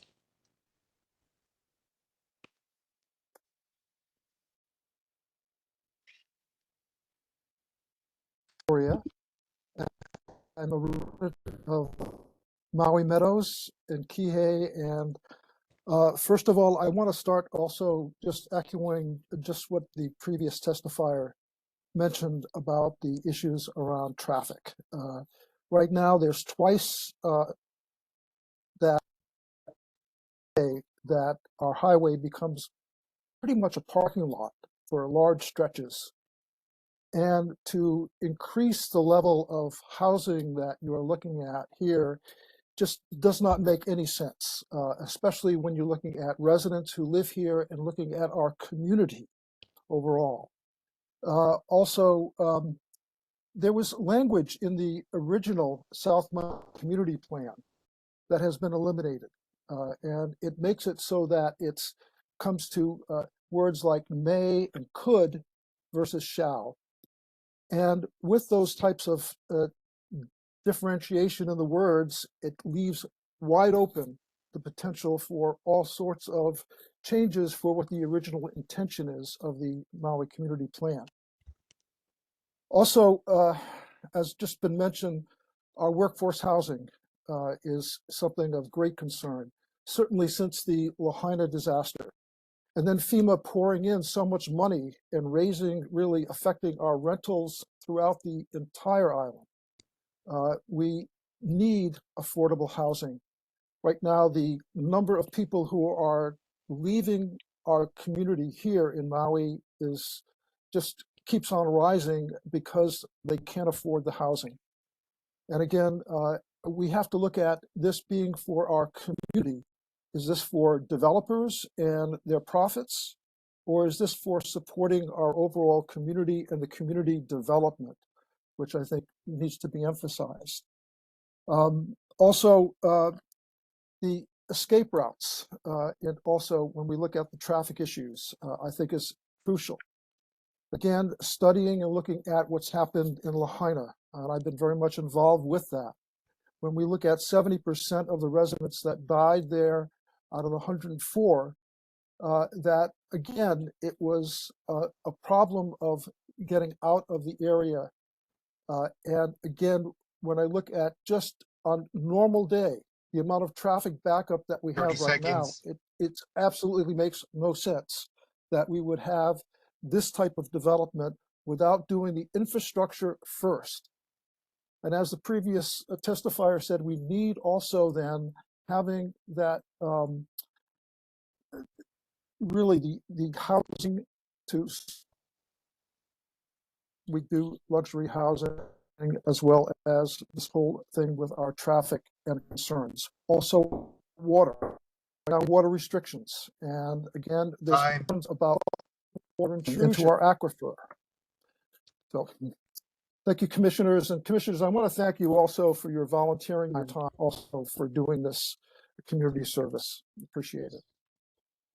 Mahalo for your testimony. Any questions for the testifier? Okay, seeing none, mahalo again. Okay, next testifier is Peter Sullivan, to be followed by Beth Hurd, Peter Horowitz, and Cal Chipchase. Oh, can sign up. Hi, my name is Pete Sullivan with PD Sullivan Construction and Hawaiian Materials Recycling.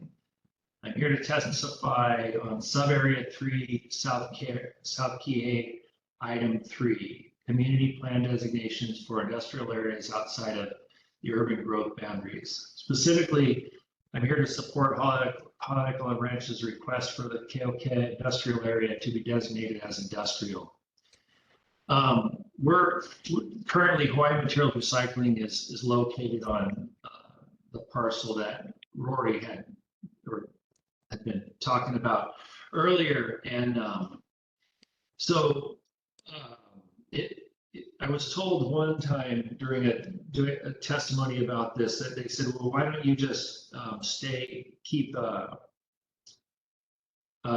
doing your work under a special use permit? Well, my answer to that, and what feeds into this whole thing, is this is a huge cash outlay to do the type of work that we do there, and any industrial operation usually costs a whole bunch of money to do that. And So without owning the land and with being under a special use permit, it's hard to want to invest into these type of operations that help the community with what we do, specifically recycling. And since we opened in 2016, we recycled over 600,000 tons. Janet, we're here. Excuse me? No, somebody online, Mr. Bill Anderson, you are not on mute. We can hear you. Sorry, Mr. Sullivan, continue. Okay, so anyway, like I said, we recycled over 600,000 tons of inert materials, and that translates to roughly 300,000 cubic yards that we've diverted from the landfill or fugitive dumping. And if that were to go to the landfill, when we open that facility, it costs about $200 per cubic yard of landfill to make landfill space. So one could surmise that $200 per yard at 300,000 yards is $60 million diverted cost in landfill space. So besides having R1 water there available and power available, I think it's a great place to do this type of operation. And so that's all I had to really say. Thanks for your time. Mahalo for your testimony. Any questions for the testifier, commissioners? Commissioner Ward? Thank you, Chair. Thank you, Mr. Sullivan, for your testimony. Quick question. If this were to be approved, would you be looking to expand the types of recycling programs that would be available on Maui, or is it just extending to the ones that you currently have? No, well, we were looking to expand, but actually we were looking at that with the ranch, and one of the things the main thing that stopped us from expanding was the capital outlay, and getting money, us deciding to not spend the money to put into something on leased land under special use permits. It just didn't work. There's too big of a risk. And so what I find is that the recycling is always underfunded. And so if you have somebody willing to recycle like us, I think that, what makes it work for us, it has to work financially.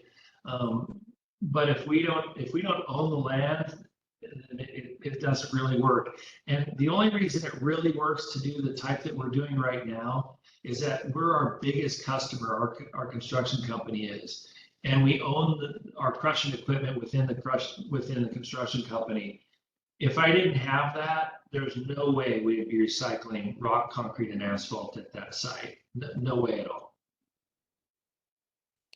Thank you. So just for a clarified question, would you be expanding potentially to glass or cardboard or aluminum? Just to kind of understand what the thought process, and you don't have to get into details, just. Well, specifically because that's located adjacent to the Kihei wastewater treatment facility, what we were doing for a long time was exploring recycling the sludge because our sludge is currently landfill. And in order to landfill the sludge, what they're required to do at the landfill is use green waste to mix that. And now we're recycling green waste with sludge in the landfill. If we were able to at least dry the sludge is about 85% water. If we were able to at least dry it, in theory, you could be landfilling dried sludge, but only about 15% of what we do. And in order to do that, you need to do that on industrial land. Okay, thank you. Commissioner Lindsay? So what I'm hearing is that Kihei location is important for your business model and potentially recycling the sludge versus existing same zoning without a special use permit that exists in Wailuku, Kahului area. Okay, I can't really speak to what goes on in Wailuku or Kahului, but what I can say is that Haleakala Ranch is a willing landowner and they happen to be adjacent to the Kihei wastewater treatment plant. I don't know about the other land adjacent to the other areas, but since they're willing to, well, try to get that into an industrial area, and it is adjacent to the wastewater treatment plant, it makes perfect sense to recycle right there. And that's already zoned heavy industrial, so it just made a bunch of sense to me to do that. Okay, so what you're proposing potentially, what I was asking is it would be better done in South Maui versus the already exist, because we would have to expand the urban growth boundary. So, but there is the industrial use in Kahului and Wailuku that exists already. But it would be better served for our community and the South Maui community plan if it were there, because you could potentially, there in Kihei, South Maui, because you could potentially expand your recycling operation. Is that correct? Oh, I'm sorry. Yes, I misunderstood. Yes, exactly. And what that does, again, if with regards to sludge, it takes about 85% of what we would be hauling to the landfill. It takes it out of the equation altogether. And if you were to still haul that and recycle it somewhere else, you're still hauling 85% more because of the water weight. So yeah, it keeps trucks off the road. It lessens the traffic. It's just it has many, many benefits to being able to recycle there. Great, thank you. No more questions. Okay, any further questions for the testifier, commissioners? Okay, seeing none, mahalo for your testimony. Thank you. Okay, next testifier is Beth Hurd, to be followed by Peter Horowitz, Calchip Chase, and Rob Weltman. Hi, my name is Beth Hurd. I'm a homeowner and a resident of Kihei. I'm 71, and I'd like to echo what Ann P. said about being able to get away from fires for people who are older. I'm a former wildlife biologist, and I'd like to share some observations that I've made over the years, both for the safety of the land and the Aina and the animals who live here and the people. I did testify up at, sorry, I feel nervous. I did testify up at the, in Wailuku against having all the materials dumped from the Lahaina fire onto the Oluwalu site. And even though many, many people voiced their concerns, I noticed that that happened anyway. So I'm hoping right here that everyone will be listened to and heard, and our voices will matter. So I've been watching development programs that have been happening too close to the wetlands for a long time now. A good example would be the Hilton that is in North Kihei.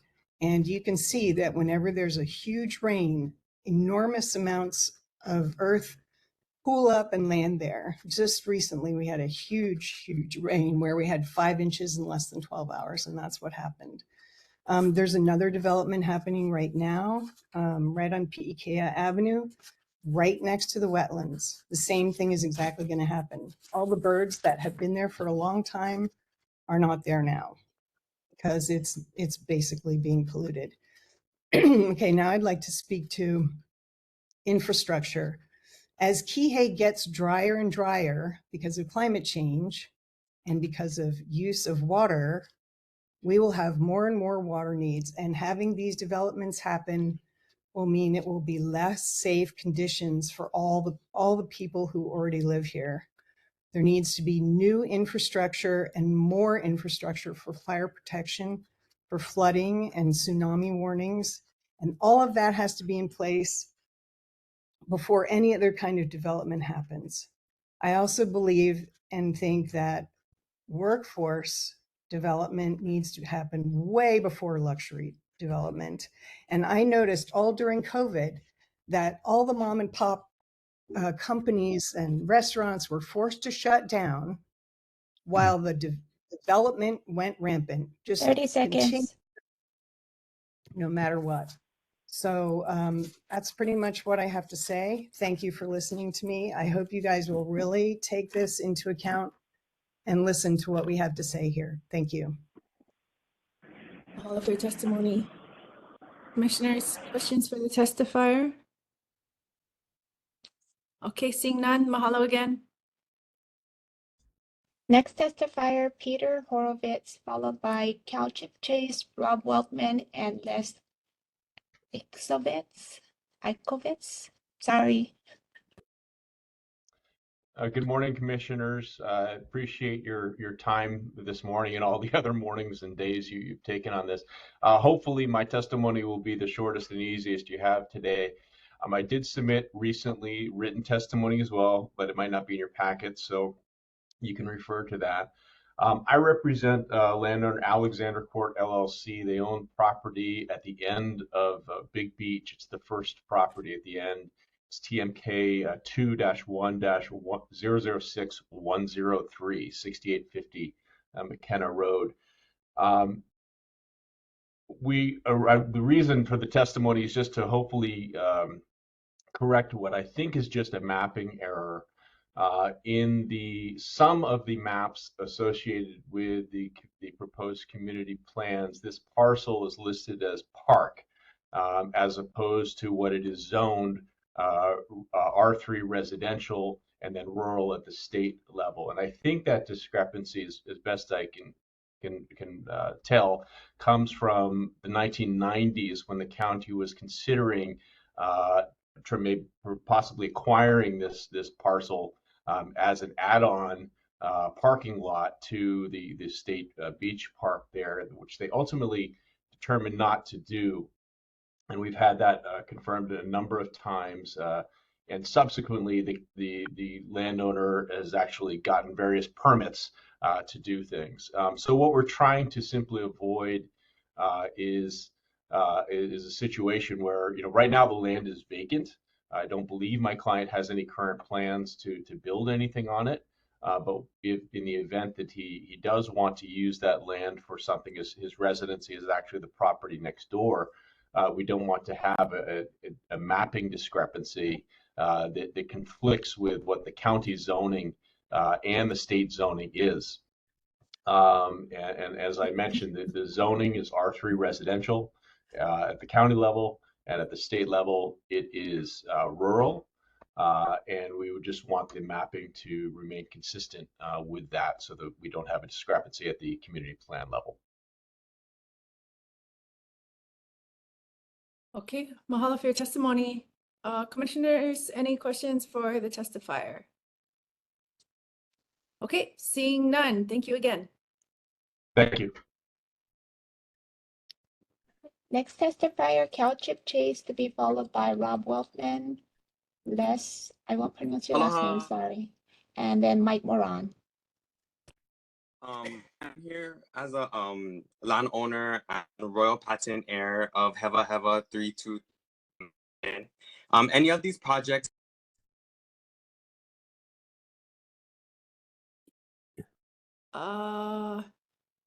To the person who was just talking, I hope you're signed up to testify. The next one on the list was Cal Chip Chase. okay, I can sign up then. Yes, please sign up for testimony. Where can I do that? I don't know how to work this. I think staff should be Chair, able Chair, we do have him down. Okay. He'll be coming up soon. Thank you. Okay. Okay, perfect. Thank you. Mr. Chip Chase, please go ahead. Thank you, Chair. Cal Chip Chase. Three principal items, both addressed in letters submitted to the Commission on January 27th of this year and February 17th of this year. First principal item is the mapping for Honu'ula for the Wailea 670 project district area. That's set out in a number of maps in the community plan, maybe most completely at 3.15.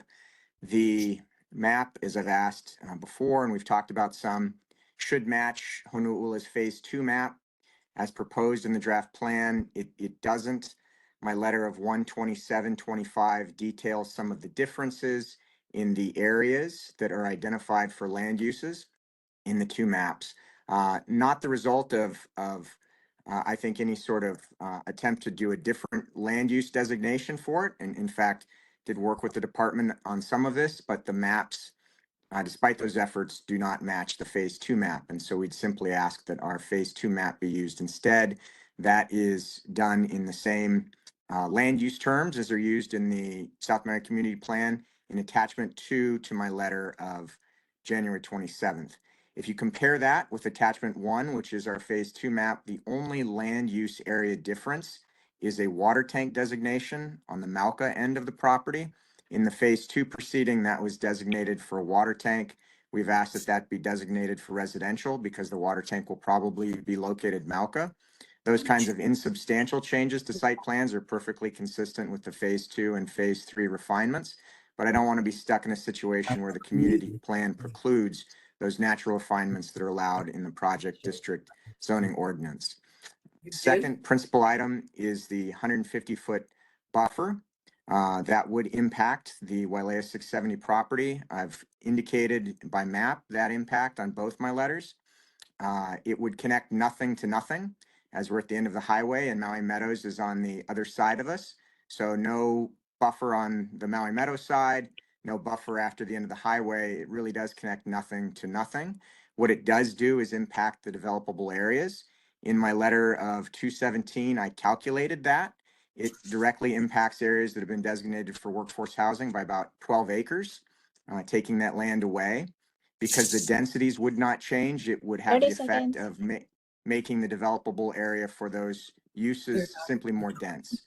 Third principal area is gulches. Commissioner Ward had asked me to come back proposing language to allow for refinement of the gulch mapping, both the existence as well as the location of them in further development entitlements like subdivision. I've done that.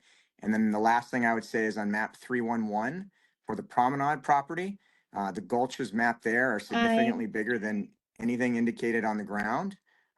One more sentence, Chair, if I may. Go ahead. Thanks. And I think that illustrates the problem with mapping gulches at this stage and treating them as definitive. So we could map them, but allow for refinement as the process goes on. That was 2 sentences, but I appreciate the indulgement. Thank you. Mahalo for your testimony, commissioners. Any questions for the testifier? Commissioner Lindsay? Okay, so first question is on the 150-foot buffer. And where did this number come from? And what do you happen to know what the current county standard is? So Commissioner, my recollection from an earlier meeting of the Planning Commission talking about this is that the department had explained the figure was arbitrary. It was simply picked. That's my recollection from the meetings as well. I know Zandra said that there was a lot of thought that went into it. I don't mean to think about how big they wanted it. I'm sure they did, but I don't think that it was based on any county, state, federal standard or mathematical determination of the amount of buffer needed from a highway. The county standards in terms of setback are much, much smaller, nothing approaching that. What we have proposed is bigger than any county standard would be and is bigger than our current requirement. I believe our current requirement is 30 or 35 feet. As a setback, we would propose 40 feet as a setback from the highway. We can accommodate that largely with open space and drainage without negatively impacting the developable areas of the property. Okay, follow up to that. If you said there will be possibly 12 acres of affordable housing that would need to be moved or condensed or something, and then so there will be 150 feet buffer of approximately 12 acres. Given as the landowner representation of the landowner here, my other concern is the management of that space. So there would be 12 acres of unmanaged land, or is there current plans, because that's what the current plan looks like, to manage that area from outside factors? And then who would need to pay for that? Is that a county function or a function of the HOA, or, can you talk a little bit on that? I can, Commissioner. So to be clear, the 150 acres would impact more land than 12 acres. What I did in coming up with the 12-acre impact is to remove areas that we would not have developed anyway, such as the areas designated for drainage basins. So I focused only on those areas that were designated for and developable as workforce housing, both the workforce housing area and the village mixed use area where some workforce housing would go. So that 12 acres is a true impact. The second question is, to be honest, I don't know who would manage it. The county, I presume, wouldn't have an interest in managing the property, and that ultimately the burden would fall to the homeowners association and likely whichever association was nearest to that area. Okay, so like a fear of mine would be because it goes from the subdivision before, and which is kind of closer to the road, there will be kind of like a large land area that could potentially be fire or something. So I would be very concerned about that, that safety risk for public. Second question, new subject on the gulches and the mapping. Do you have any, it's hard to, public safety is the most important. After that, because there are so many waterways and so many changes, and we need some kind of formula that is kind of a magic number, can you expand on a fair way to allow for discrepancies, like you said? Yeah, I'll do my best. So, having sat like all of you through a lot of the testimony on the gulches, both at CPAC and through this process, I know that there's a variety of opinions. We recounted some of that in the testimony that owners and others have come out and said this gulch doesn't exist or doesn't exist where mapped or is not as big, or to say that you don't need a 150-foot buffer. That's excessive. And then there's opinions on the other way that a 150-foot buffer from top of gulch is appropriate. What I tried to do in response to Commissioner Ward's request was to draft a policy that didn't attempt to change any particular map in the community plan or reduce the buffer, sort of avoid those discussions, but instead strive to ensure that we're accurately mapping the gulches, location, area, configuration, as developments proceed through the process and more accurate maps are necessarily developed as part of those efforts. And so this policy would expand on an existing policy that says that gulches the location may be modified through further refinement, but can't be reduced or eliminated, to recognize that they may need to be and probably should be in some cases reduced or eliminated because they aren't mapped they're mapped bigger than they are, or they aren't accurately mapped at all. And so the proposed policy would permit those kinds of adjustments without affecting the preservation and protection of areas that truly do serve as drainage areas and truly should not be developed. Okay. That's all for now. Thank you, Chair. Commissioner Ward? Thank you, Chair. Thank you for your testimony, Mr. Chipchase.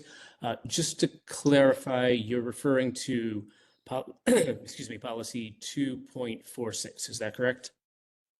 I believe there are two. Let me see if I can pull them up really quickly.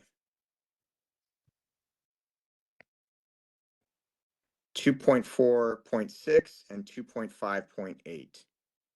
Thank you. No further questions. Thank you, commissioners. Any further questions for the testifier? I do have one question on within the Honuaula project, the buffers from every side, you say cutting into the workforce affordable housing portion of the project. Can you explain why it would eat into that versus that area pushing into the market priced residential areas? Absolutely, Chair. So as we've depicted on, for example, page 2 of my February 17th letter, we've taken the approved phase 2 site plan and overlaid the 150-foot buffer and the existing 20-foot setback and a 45-foot setback where applicable. And as you can see, those areas overlap with the areas that this commission has approved for those land uses. Because I have a project district zoning, I can't radically change my map. In fact, all development from phase 2 approval must substantially conform to my phase 2 site plan. And so it simply happens that those areas were approved for workforce housing and mixed village use developments in the phase 2 site plan nearly 3 years ago now. And so I'm stuck with those areas. The 150-foot buffer would substantially impact them. Yeah, so I understand that. What I'm getting at is that area that is set aside for that affordable housing, if that like can push up into the market priced residential area rather than getting cut off to move that up. So you still have the same area for workforce housing, and then it would be a little bit less area for the market price units. Yeah, and I understand, Chair, and I attempted, though clearly inadequately, to address that. The areas that are mapped on my site plan are the areas that I can develop and the specific uses in those areas. Other areas were mapped for single family. I can't swap them out without or adjust them in substantial ways without coming back to commission. In terms of pushing up, if you look at the site plan, both the excerpt on page 2 or the full site plan, which is attached as Exhibit 1 to my January 25th letter, you'll see that there are preservation areas immediately Mauka of both the workforce housing development area and the village mixed use area. And so I could not adjust those areas to be have more development Mauka even if I wanted to. Without coming in for an amendment to the plan. Correct, Chair. And even then, I don't believe that I would be able to adjust the preservation areas. I think that would be, one, not something I would seek to do, and two, not something that I think would be appropriate. Okay, thank you. Commissioners, any further questions for the testifier? Okay, seeing none, mahalo again for your testimony. Thank you, everybody. Next testifier is Rob Weltman, to be followed by Les Exhibits and Mike Moran and Erin Mokai.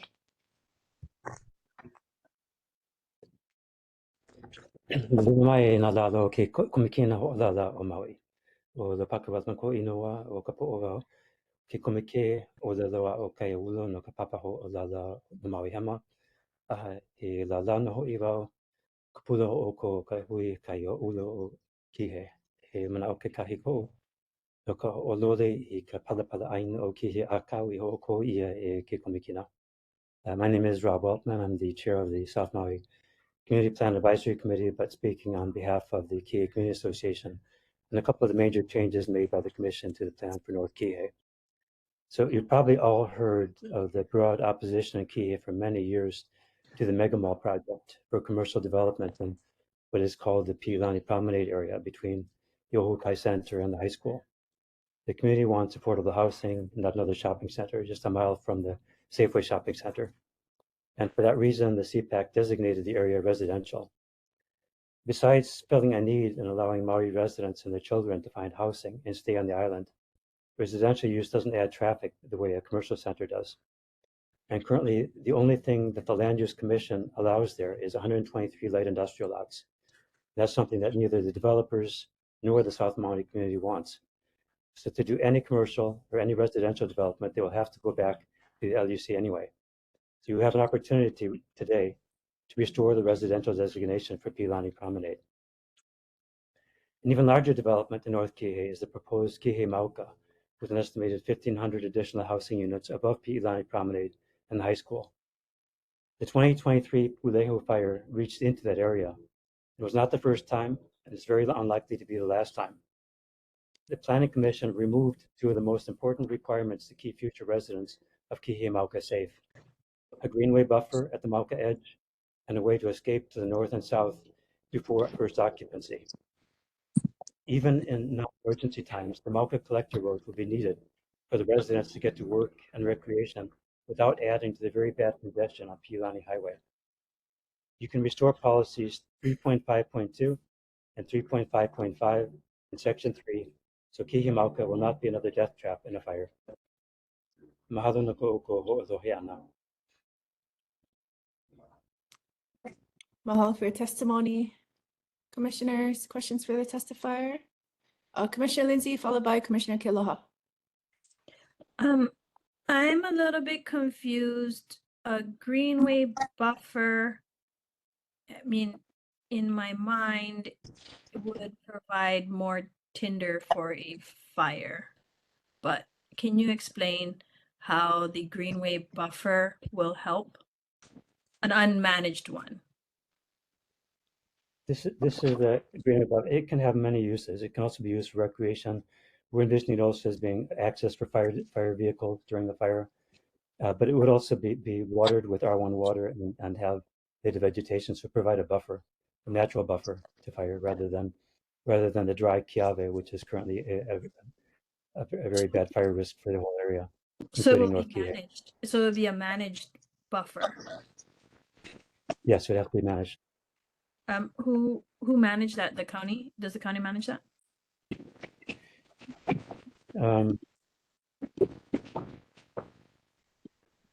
It would be the responsibility of the developer to figure out how to have that managed, but it could be managed with R1 water from the Kihei wastewater recycling facility, which is fairly nearby. Okay, And so I believe it needs to be managed by the county for access to fire vehicles too, because this is a very, very sensitive area. I could show you a map just how far the Vallejo fire reached there in August 2023. but assuming there is a safe way of exiting, and this buffer would provide additional safety so long as it is managed. In the plan, I didn't see the management part of that. Is that just to be expected? The community plan doesn't go into management of every single thing that it requires. It just points out that a buffer here would serve local purposes. It would protect against fire, protect against flooding, because we have a lot of water coming down over the mountain. We had very bad damage here in Kihei just a few weeks ago, and this would slow it down and absorb it. So there are many reasons for having a buffer. The community plan doesn't go into that kind of detail you're talking about. It's just not there anywhere, nowhere. Yeah, okay. I believe up Mauka side in the last flood in January, they had a unmanaged gulch, and then it created a lot of sediment. It had big trees in it and it came down towards Kihei. That is just my concern. It's just the management of those spaces. Those would be amazing in application. But I'm just concerned that nobody's taking care of them, and if they're not cared for, it's not gonna have those purposes. But also, if we don't allow the opportunity for them to be there, it's also not going to serve that purpose. Thank you for your testimony today. Commissioner Kealoha. Mahalo for your testimony. I just wanted to confirm I got those numbers right. 3.5.2 and 3.5.5. That's correct. Yes. Thank you so much. Okay, any further questions for the testifier? Okay, seeing none, mahalo for your testimony. Next testifier is Les Excovitz, to be followed by Mike Moran, Aaron Mukai, and Stacy Alapai. Aloha, Commissioners. My name is Leslie Ichkovitz. For the 45 years I've lived in Hawaii, my joke has been that Ichkovitz is an old Hawaiian name by way of Prague, Czechoslovakia, which is where my parents were born. Please call me Leslie. I'm stating for the record that the chat has been turned off for extended periods of time throughout this meeting and unjustifiably. I think the effect is illegally denying people their right to testify. On behalf of Maui citizens, please open the chat and keep it open. I don't know how many people who wanted to testify got frustrated and left because the chat was unnecessarily closed down. I want to remind the commissioners that the official mission of the Maui Planning Commission is to advise the mayor, county council, and the planning director on matters related to planning programs, primarily focusing on reviewing and recommending changes to the general plan and land use ordinances for the land of Maui, while aiming to balance cultural, environmental, and economic needs through sustainable development practices. This is your fiduciary duty to support sustainable development practices. Given the appalling current state of affairs, traffic, flooding, water restrictions, every time the Planning Commission recommends approval of the development of hundreds of new residences for billionaires, they fail in their mission. This failure of their mission now apparently occurs 100% of the time. There's nothing sustainable in the development projects which the planning director always recommends and the Planning Commission always approves. The Planning Commission and the planning commissioners have a fiduciary duty to care about the quality of life of thousands of residents of South Maui. With one exception, the planning commissioners do not live in South Maui. You have never experienced the hell which Pialani Highway becomes every day. You've never spent an hour driving north on Pialani Highway. I invite you, I challenge you all to experience the hell that we all experience every day before voting to approve this version of the South Maui Community Plan. Have lunch in Kihei and then drive north after 2 p.m. Please realize that you also have a legal duty to not give developers a $100 million gift. Since 2008, the law has required the Wailea 670 developers to complete the upgrade to Pialani Highway before there's any development activity on the 670 acres. Now the commission is poised to relieve these developers of a financial obligation which can approach $100 million, and now they want the state to pay for it instead of them. 30 seconds. If left to the state, it will take years and years before the upgrade actually happens, while development of 6,000 or more units are approved and developed in South Maui. It's not budgeted by the state for the next 5 years at least. The CPAC originally concluded the primary goal for housing in North Maui is to be affordable.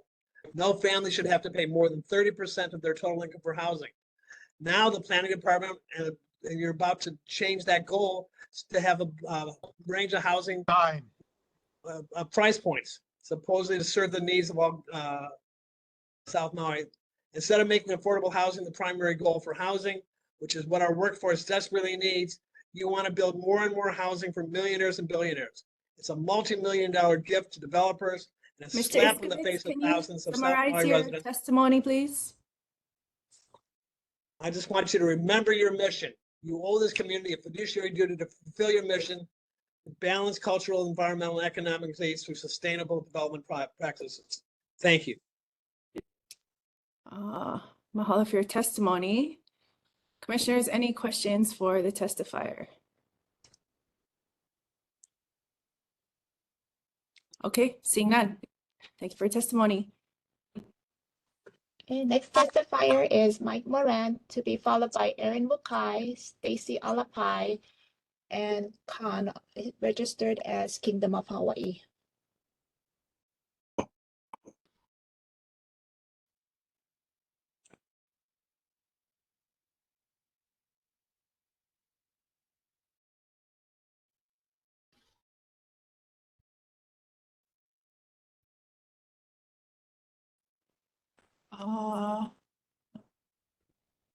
And while we are waiting for our next testifier to come up, I just want to remind everybody there was, I think, misuse of the chat function, which is why staff had to turn it off. And so there is still opportunity to sign up to testify. I believe you can raise your hand, or else staff will reopen the chat periodically to allow more people to sign up. We are definitely not trying to cut off testimony.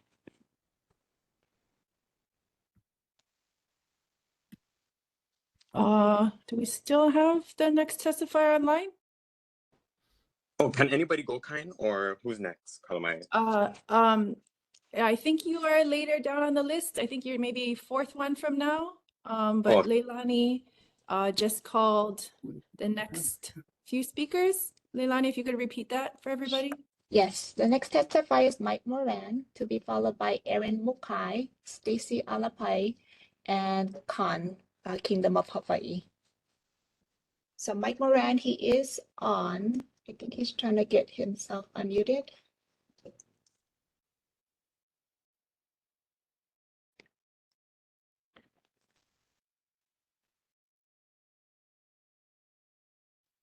Okay, now I don't see him anymore. Okay, we can come back to him. Okay, so next person, Erin Mukai. Hi, good afternoon. I'm Erin Mukai of Pacific Rimland, representing the Maui Research and Technology Park. I'm here today to testify on section 3.5, areas of stability gulches. I've previously testified on this matter and would like the commission or ask the commission to please take a close look at figure 3.17 and its associated policies. I'd like to share a couple of photos of some of these areas called out as gulches on this figure and within the Maui Research and Technology Park. Primarily, I'd like to highlight them in real life and the potential impacts if structures are prohibited within 100 feet of both sides of these features. So let me share. Can you see my screen? Wait, hold on. Got it. Not yet. Oh, there we go. See me now? Yep. Okay. So this is the map of the Maui Research and Technology Park within the draft South Maui Community Plan. We've identified Site 1. So the dark green squiggly lines are the open space designations or the gulches that have been identified in 3.17 figure. So on this site, we're standing within the gulch facing west. Primarily, we're hoping to show here that not all of these gulches are significant and not active carriers of water. The figure captures topographical depressions that are 1 to 2 feet deep, sometimes less, as you can see in this photo. The second site is located here within our southernmost property. We're standing within the gulch facing north. Essentially, there would be a 200-foot buffer in these areas where development would be prohibited. The impacts of this imperfect map are far-reaching. Please review this figure carefully. There have been a few solutions submitted to the Commission for consideration. We've testified to suggest following the West Maui Community Plan, which identifies only the larger significant gulches on the map and allows structures to be developed with proper stormwater management practices. CalChip Chase also offered language to consider for policies 2.4.6 and 2.5.8 that would allow these open space designations to be modified. These are reasonable changes and suggestions worth reviewing. Thank you for the opportunity to be here to testify, and thank you all for your time and your commitment and work on this plan. Thank you. Mahalo for your testimony. Commissioners, any questions for the testifier? Okay, seeing none, mahalo. Thank you.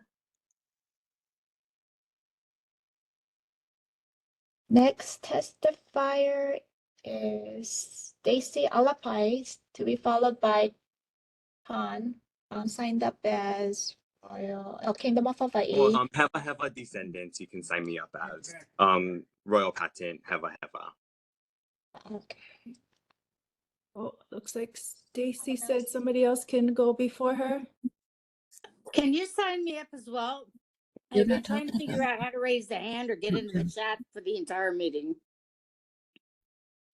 It's Judy Allen.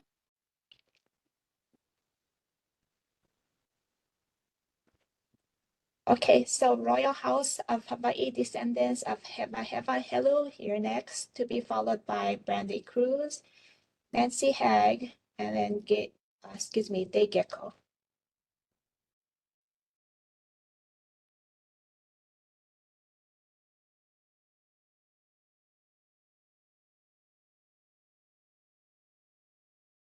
Oh, Kingdom of Hawaii, now is your time. Oh, I didn't know that. So sorry. I thought it was Brandy. Sorry, I heard Brandy first. Then okay. As a native Hawaiian and a royal patent heir of Heva Helu 3237, where by the new roundabout stay and where Hilton in Kihei stay, no one has let any of us heirs or descendants know about any kind of development, construction, sale of property, etc.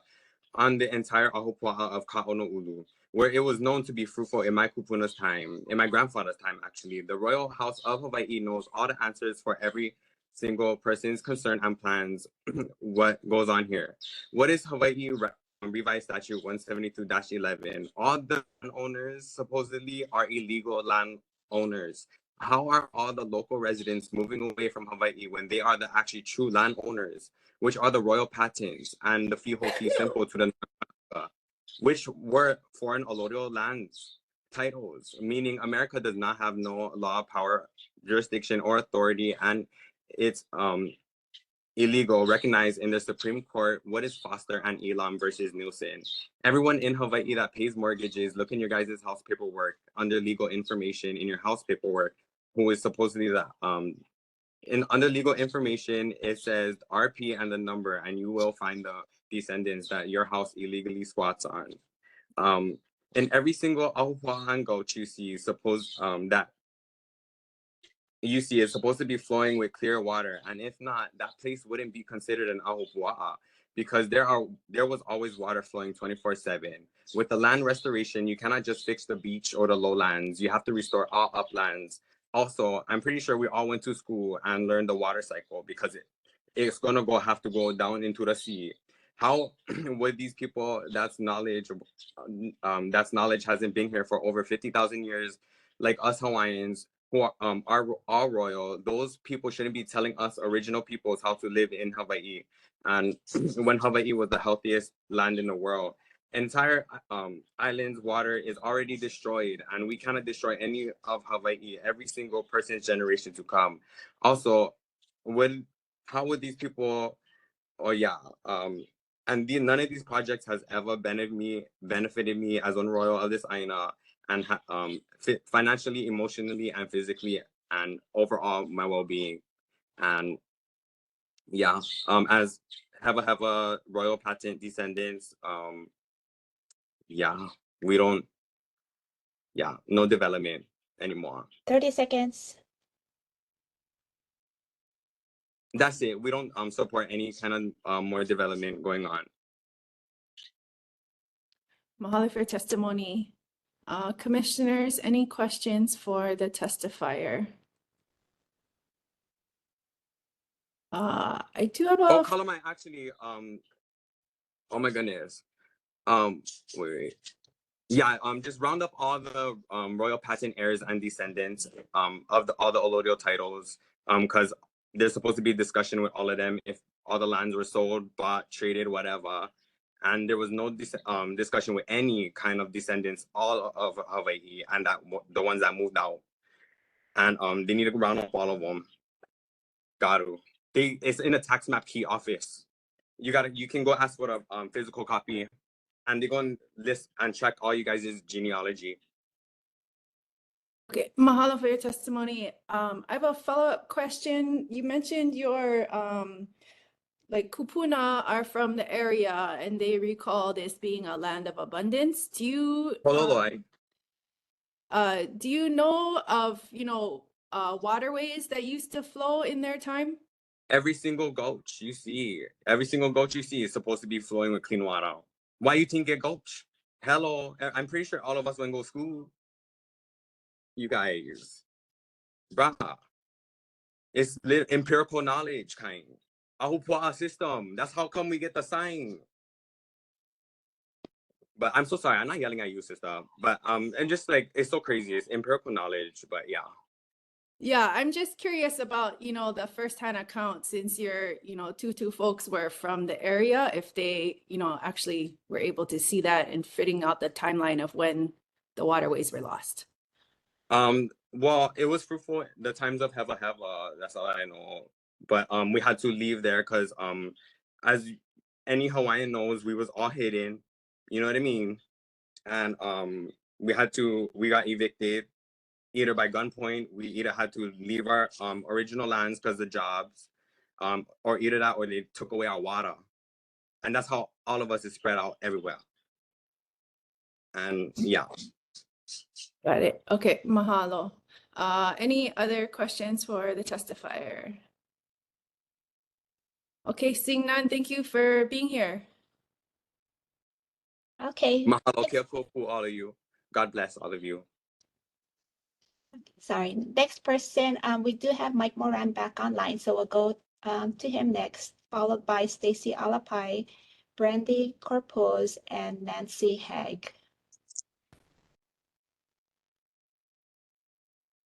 Aloha, Chair and Commissioners. Mike Moran, I had some technical difficulties, but thank you for slipping me right back in. Mahalo for your volunteer service. With the 3 minutes, I'm going to try and concentrate on one particular item and area, and that's the Pialani Promenade, the community calls the mega malls. Personally, I have lived right across the highway for 25 years from those lands. So every time I left my house, looked across the highway, that was that land. For years it was just open, nothing was happening. All at once, we were advised that a project had been approved for a mega mall to be there. And myself and my neighbors were startled. We had never heard of it.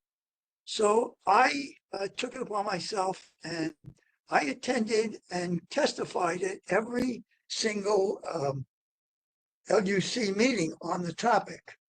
From the first one up at Ka'alapali to the final one when the LUC told the owners, who still, same owners the whole time down in Texas, that no, your project cannot go here as a commercial entity.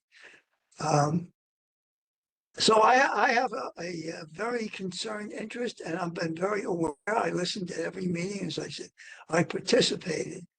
And then we went through it at the CPAC. I was on the CPAC, and likewise, I attended every single meeting from beginning to end and watched it. The community said we want this residential.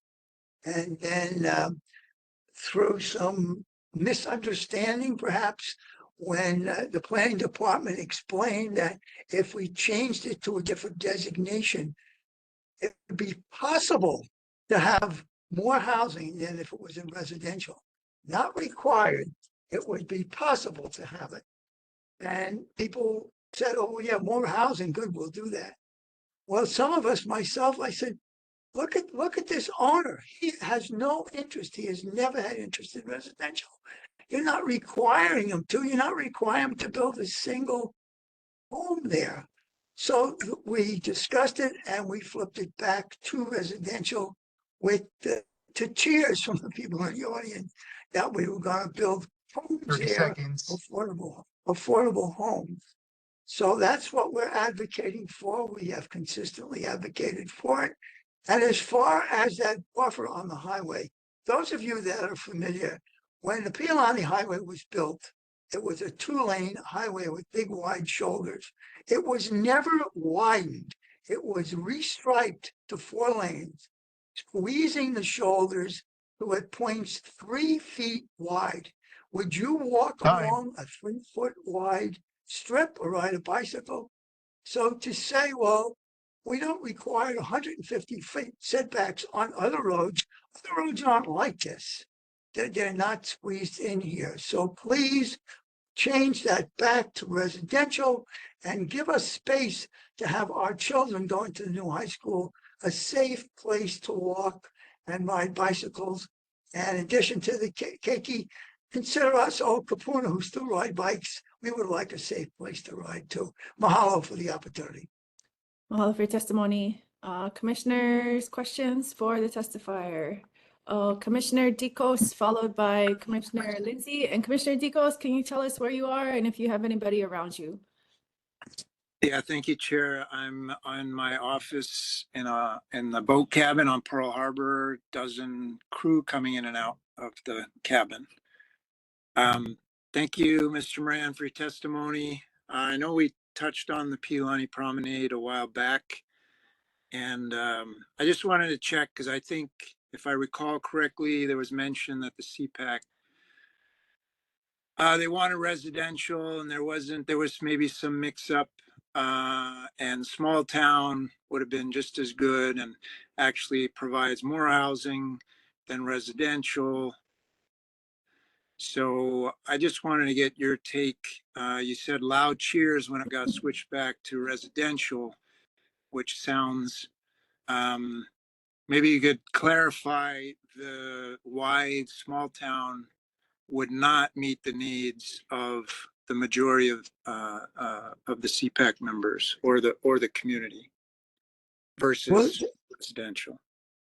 Yes, sir. Our understanding, and we asked explicitly at the CPAC of the planning department, if this is not residential, when it was changed to this other designation, would one home be required to be put in there? And the answer was no. You don't have to put in. You could, if that was the landowner's desire, they could put a lot of housing in there. But if it was not their desire, they didn't have to build a single home in there. And knowing that owner from Dallas, Sarah from Realty Developers, who always from day one said they wanted that to be a commercial lot. They never changed their point of view. Now over the years, they have had different representatives come and say, oh, sure, we would do that.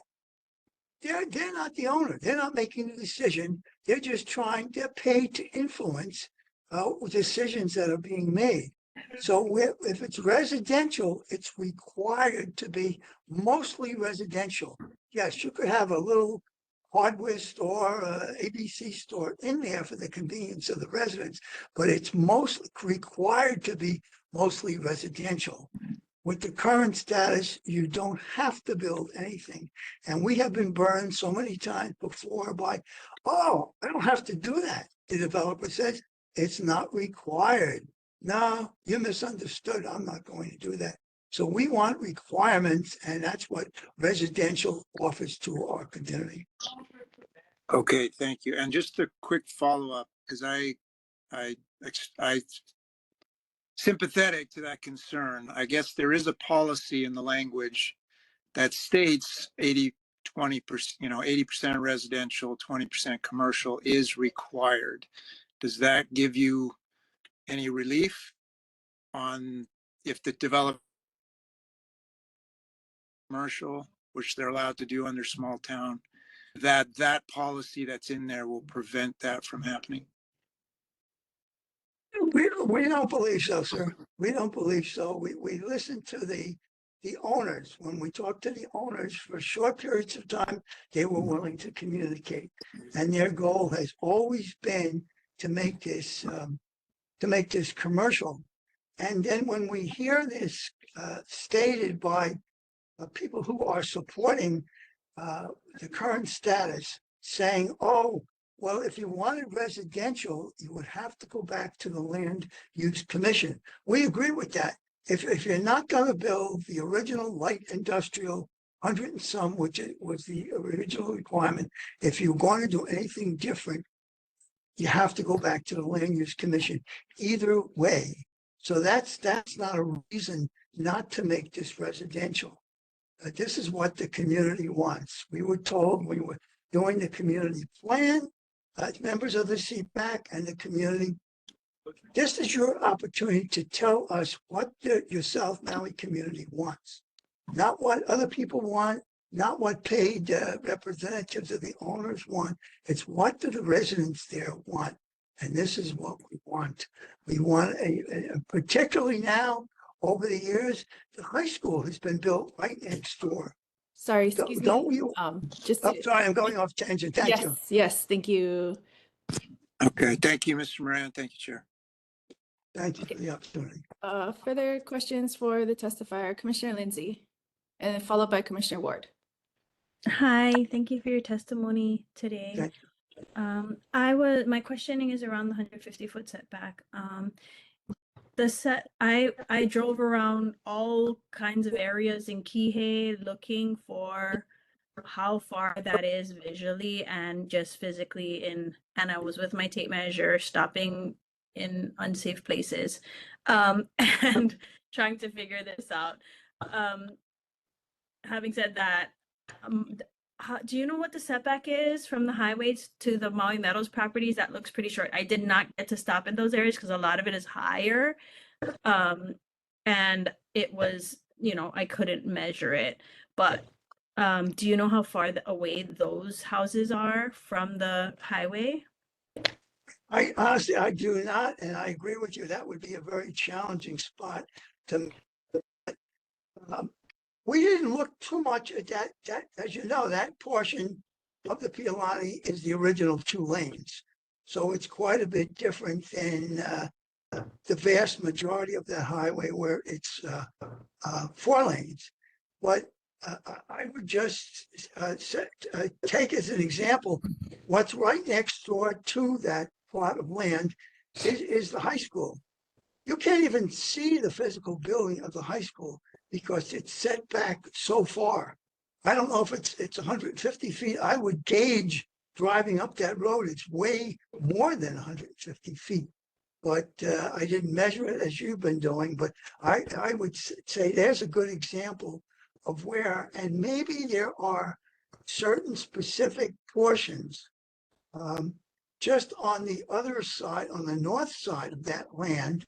Yes, those at that gas station and the commercial development that's in there, they're were built years ago, and they're much closer to the highway than and that would be challenging.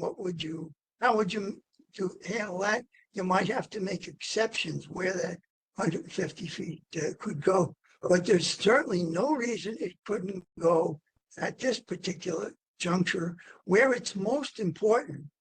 Our Keiki here, they can't walk. It's illegal for them to walk a bike to the school. Way back when the LUC put in that condition for the overpass, underpass, they also put in, I believe it was a suggestion, it wasn't required, to put a walking, biking path along the Amalka side of the highway for those kids so they could safely go to that school without every parent having to drive them. That wasn't done. The overpass, underpass wasn't done. So now we're stuck where our children cannot walk or bike to that school. It's illegal for them to do it.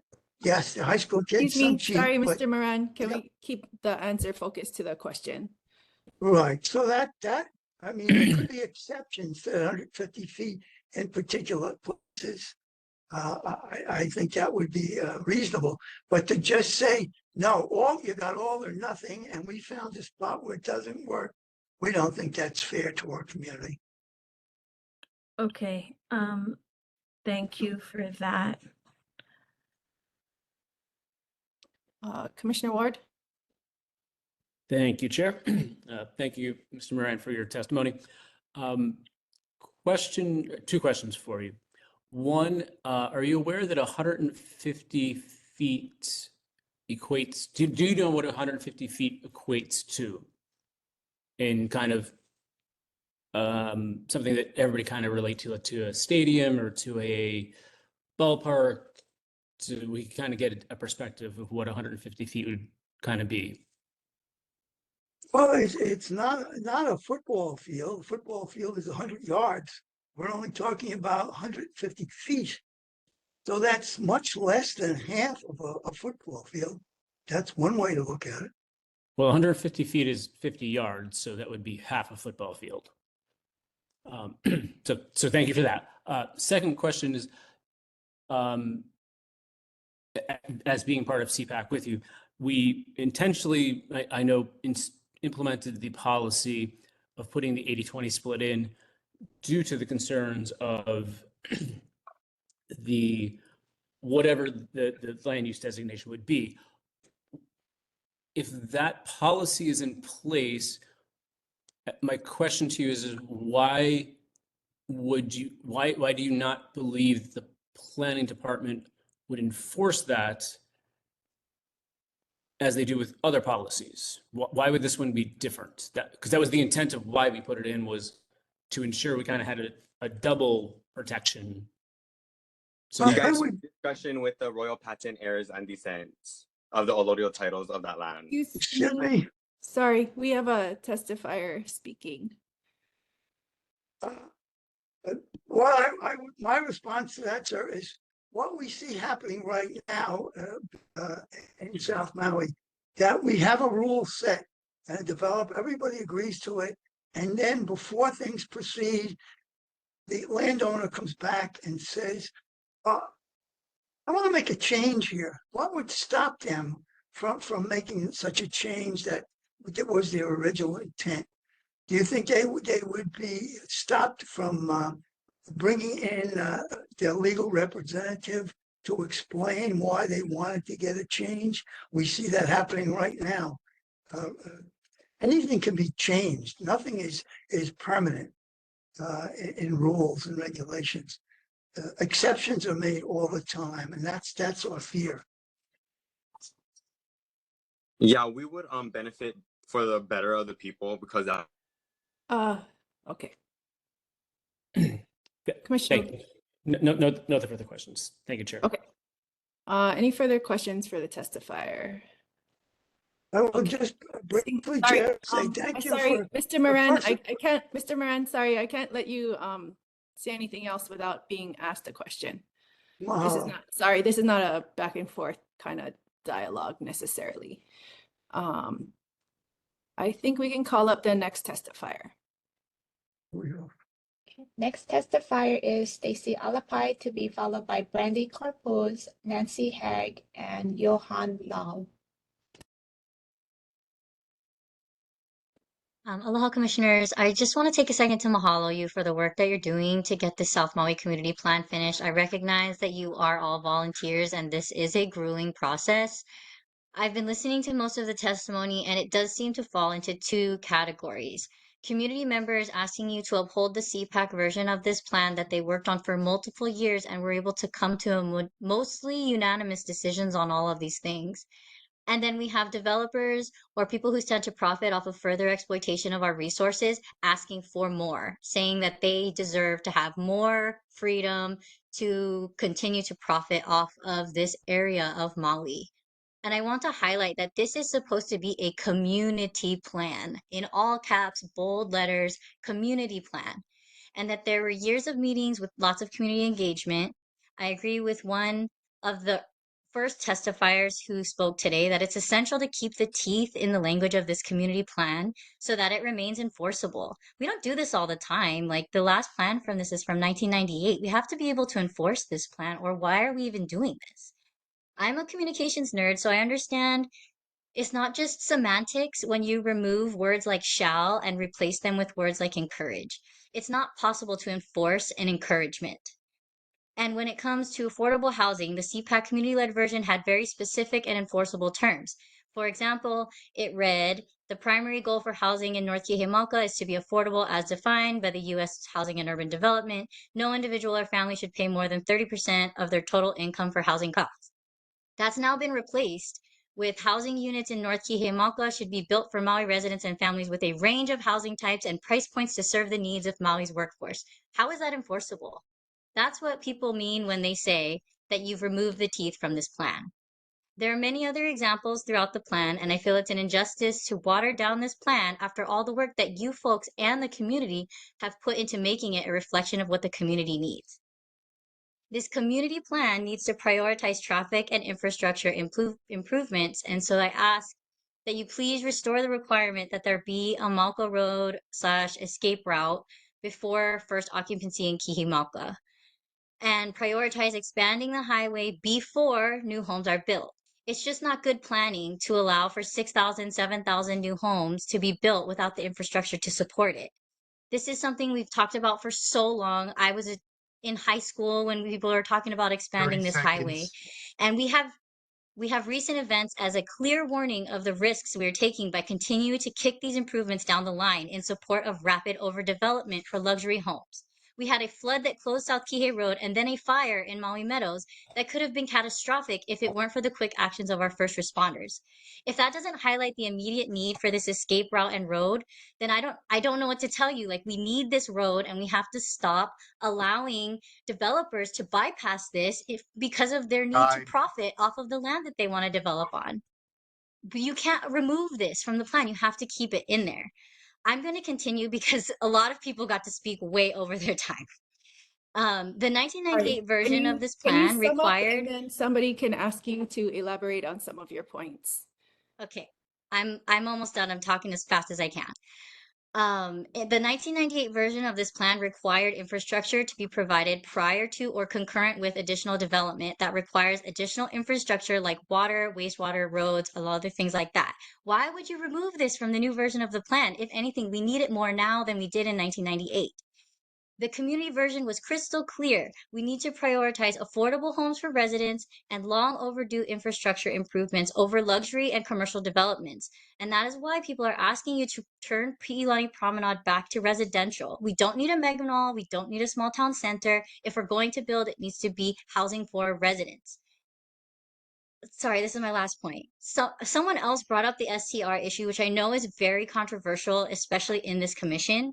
So I need to make sure to say again, the CPAC community plan was clear that we need to prioritize affordable housing for residents. And I oppose these attempts from STR owners and condo HOAs to use this time to advocate for their personal profits and their pocketbooks to change zoning from residential to resort or retail.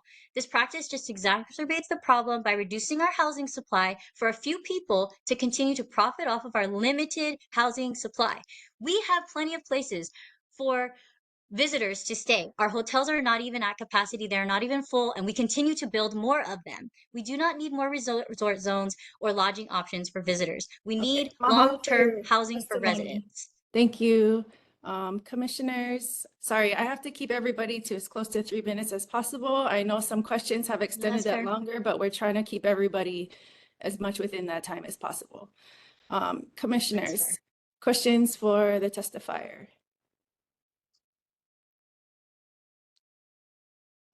Okay. Well, seeing none, thank you for your testimony. And if you have longer. I'm sorry, I really just have to say it's so frustrating to listen to these people who own not just one home, but multiple homes, given so much time to answer questions about their personal finances and how much they're struggling to pay for their investment properties. When we have people who are about to be evicted from their homes this month, where the eviction moratorium is ending, and they're acting like FEMA can't give away our houses for free. That's just not true. And you're letting these people talk for so long. I've been here since 9 a.m. Thank you. Yes, we've been here all this time as well. But if you have more to say, please put everything into written testimony, and then we can be sure that all of your points get across and captured and everything like that. But I appreciate you being here. I also agree the chat should be turned back. The chat should be turned back on. I understand you guys don't want to see the chats. You can ignore them, but people not being allowed to sign up to testify until it's convenient for you guys is not fair. There's a lot of people who've been trying to. I can't allow this to be a back and forth, because then everybody's going to want it to be a back and forth, and it's going to extend everything farther. But I appreciate all your concern.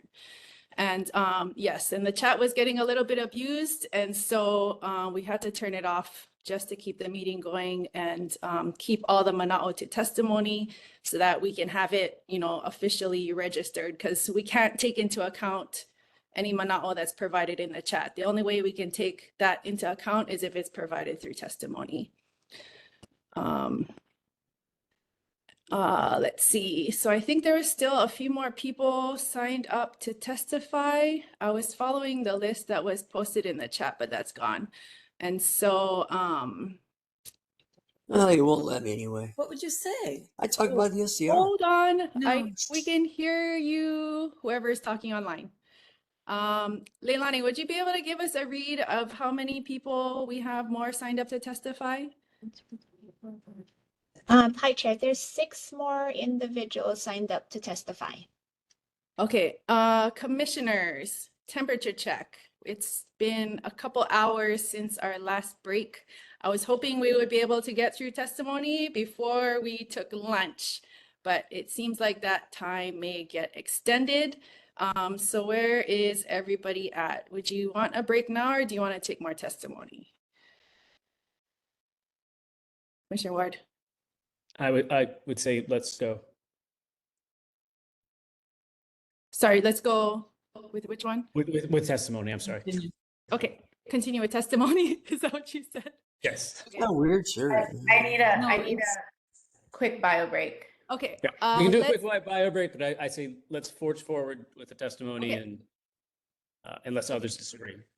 Yes. All right. So can we go? Let's take a 10-minute break, or well, 9 minutes. Let's come back at 12:35. Commissioner Lindsay? Chair requesting a shorter break so we can potentially have a longer break in about an hour to have a quick lunch. Okay, we can do 5 minutes. We'll do our best to do 5 minutes. So it's 12:27 right now, and let's do our best to come back at 12:32. Okay, thank you. Thank you.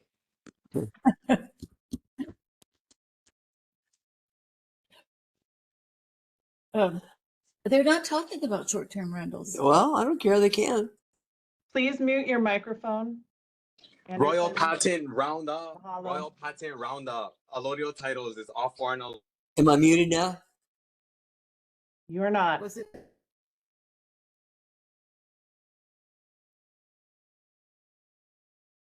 Ahupua'a Restoration and Royal Patent Roundup.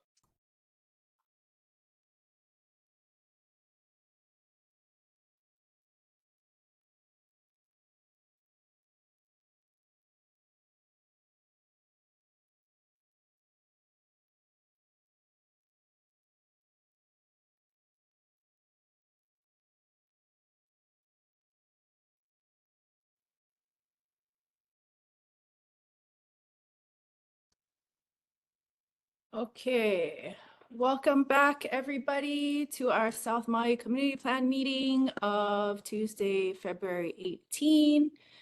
We are resuming public testimony. Staff in the chat has posted the online testifier list. We have Brandy Corpuz next, followed by Nancy Hagg, Johan Law, and Audrey Lester.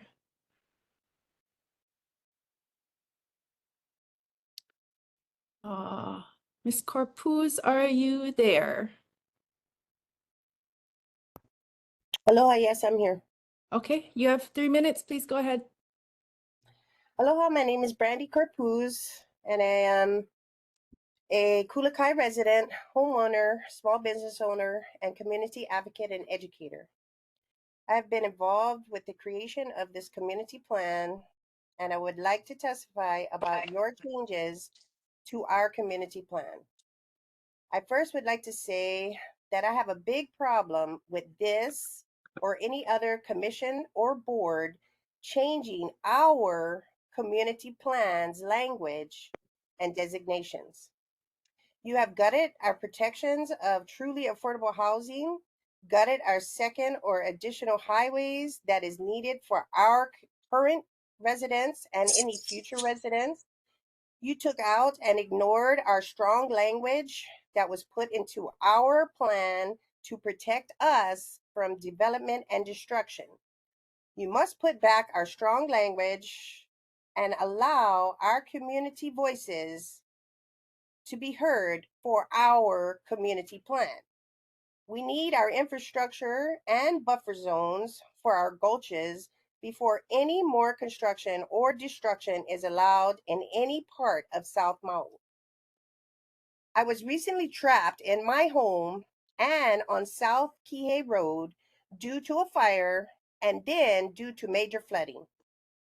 We need green wave buffer zones and wetlands protections to help protect us and proper infrastructure using these greenways before any more construction is allowed to happen.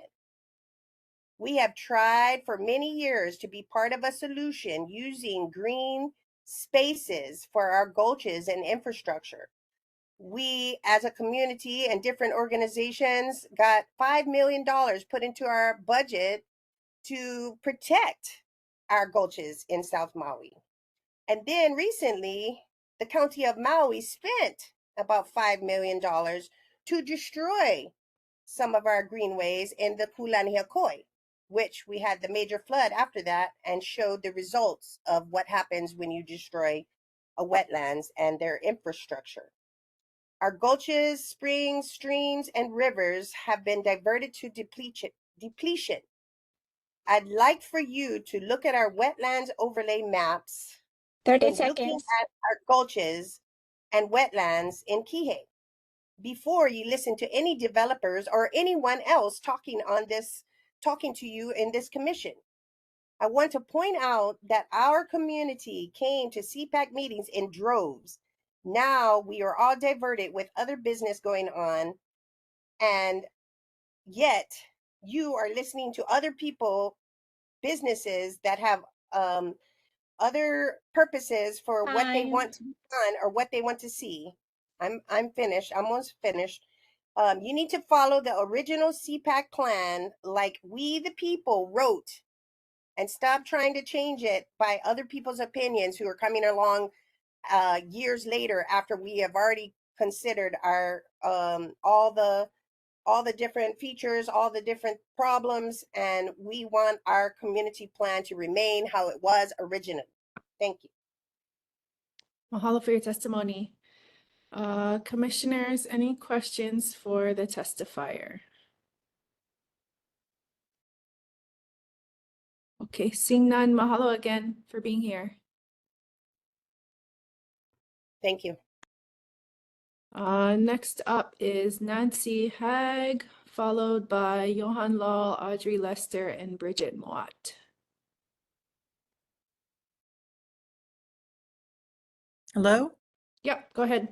Hi. Oh, good. Hi, this is Nancy, calling in from South Maui. I have been a long-term resident since 1976 when I moved to Kihei, and I have seen everything change. This came from kiawe and cactus, and now concrete and blacktop, and Kihei has completely changed. And that's okay when you have infrastructure, okay? But we've always kind of gone a little behind on the infrastructure. I was here, of course, when there was no Pialani Highway. And there was only Kihei Road. I was here when there was only a 2-lane Pialani Highway. And now it's a 4-lane, but with substandard shoulders. We're not doing everything right in South Maui. I feel that South Maui has been used as a cash cow for Maui County. Everybody all over the place in this Maui County is making decisions for South Maui, and they don't live here. They don't, they're not in the traffic. Okay, so what I want to say is you must put a pause on development and look into studies to study the traffic, the roads that are needed, infrastructure. Also, must look at water. We have been on water restrictions since last summer, but some of my Wailea friends never even got the notice. And guess what? The people in Wailea, the luxury homes of people I do know own some of those, they have pools. Pools take a lot of water. Their water bill's easy $350, $400, and they have small lots. So why is that? Yes, they say their pools are evaporating. They have to put more water in their pools. Are they restricting? Not too much. But if you keep building more luxury homes, guess what? They're going to need more and more water. I don't even think we should build luxury homes. Yes, what we should do is concentrate on giving homes to people. Probably they're going to be apartments. Everybody's not going to have their piece of their lot with their house on it. It's just not going to work because land is too expensive. 30 seconds. We need to tax the luxury homes people and the people that don't live here more, and then take that money and help to provide housing for our residents. I see that's the only way to do it. Infrastructure. We need it now. Thank you for your consideration. Aloha. Mahalo for your testimony. Commissioners, questions for the testifier? Okay, seeing none, mahalo again for your testimony. Next is Johan Law, followed by Audrey Lester, Bridget Moat, and Judy Allen. Johan Law, I'm testifying on behalf of myself. Can I screen share as some previous testifiers did? You should be able to, yeah. Let's see.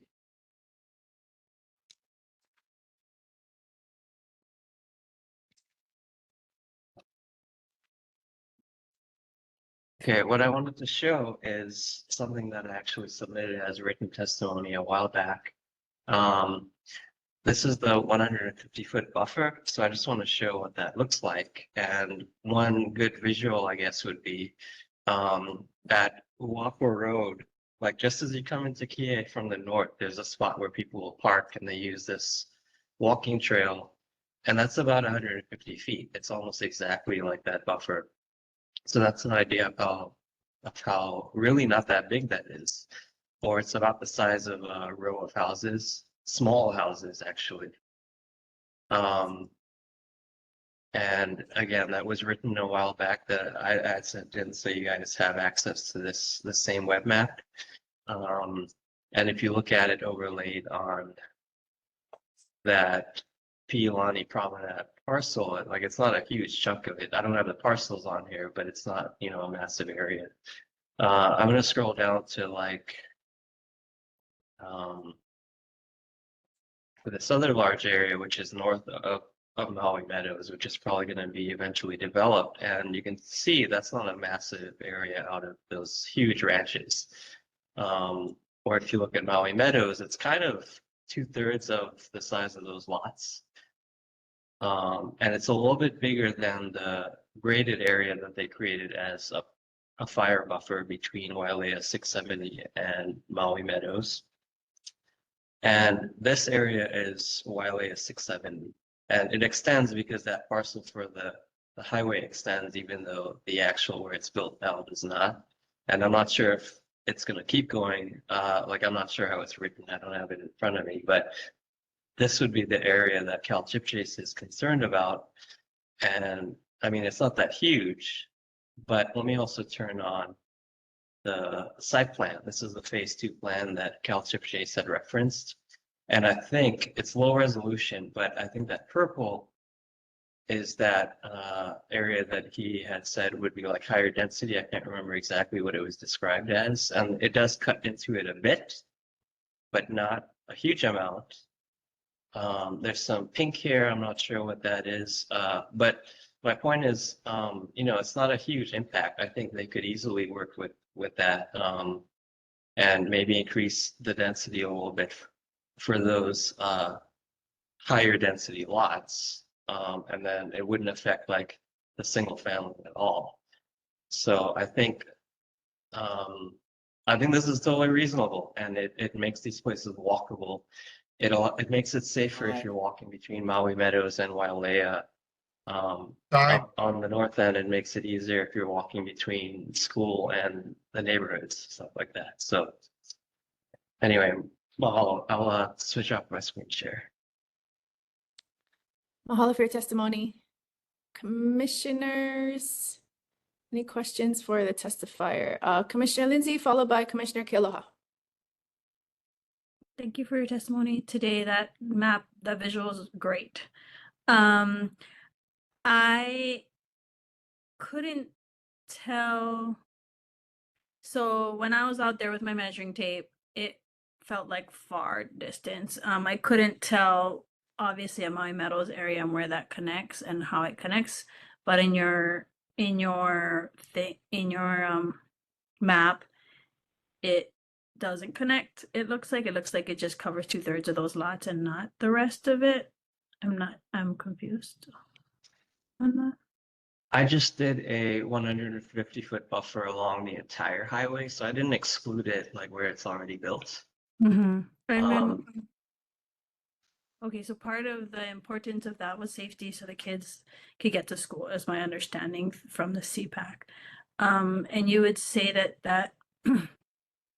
that is adequate, or because you keep saying it's not that much, but 100 half a football field is a lot. I mean, I guess it's relative. So I'm just trying to understand what relative is. Is it what is 150 feet relative being not that much relative to?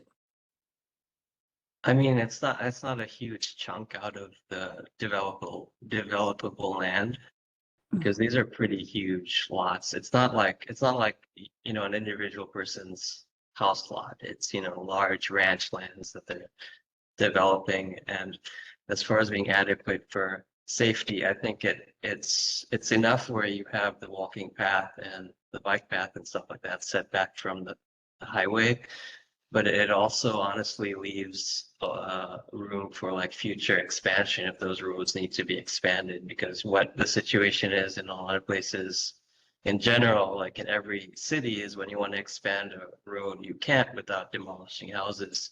So if you leave some space, it probably should have been done a long time ago, but if there's some space, then you have a path that you can use in the future if need be. But for me, another thing is the noise. Like, there's houses that are like right against that highway that, like, if you're even in the street in front of the house, like you can hear the highway noise really loud. So that would at least make those houses and apartments that get built along the highway at least a little bit better as far as the noise that those people have to deal with. So. Okay, thank you. Commissioner Kealoha? Yeah, mahalo for your testimony and also really thank you for providing that visual of the buffer. And I agree that it's really not that much space. And I also appreciate your testimony or saying that that allows for the expansion of the road, because I think that's a really, really good point. Can I just ask how you calculated the distance? Like, where do you start the 150-foot ruler? Is that like from the edge of the road or? I use the parcels, and so in the GIS parcels that the county has, the roads are all their own parcels. So like the highway is defined by a parcel. So I just use the edge of that. I'm not sure if that's exactly what the policy would require, because I'm not sure it specifies, but that's Yeah. what I would assume it would be, because that is like the legal boundary of the state parcel for the road. Okay, thank you. Further questions for the testifier? Commissioner Digos. Thank you, Chair. Thank you, Mr. Lowe. I really appreciate the visual. Can you help me understand clarify the buffer it's just that's a setback, right? There's no easement or anything like that. It's just a setback to build. It must be stretched out. As far as I know, it just says like landscape buffer within that 150 foot, or I don't know exactly what all the legalities are or anything like that. I think it just means, as far as I know, the actual development of the houses and whatnot have to be beyond that. And then it's supposed to be like, I guess, walking path, bike paths, whatever within that area.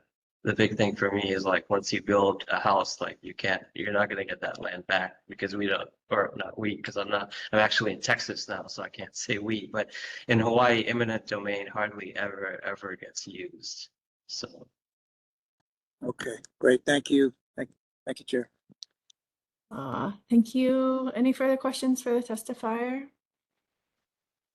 Okay, seeing none, mahalo for your testimony.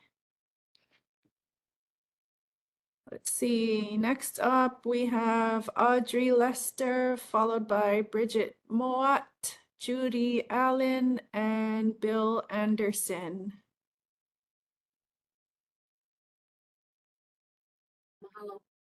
And sorry, just a note, I see in the chat that Kingdom of Hawaii is signing up to testify, and I'm sorry, we can only take oral testimony once from everybody in every meeting, but you are very welcome to submit written testimony and email that into, I think staff can post the email address in the chat for submitting written testimony.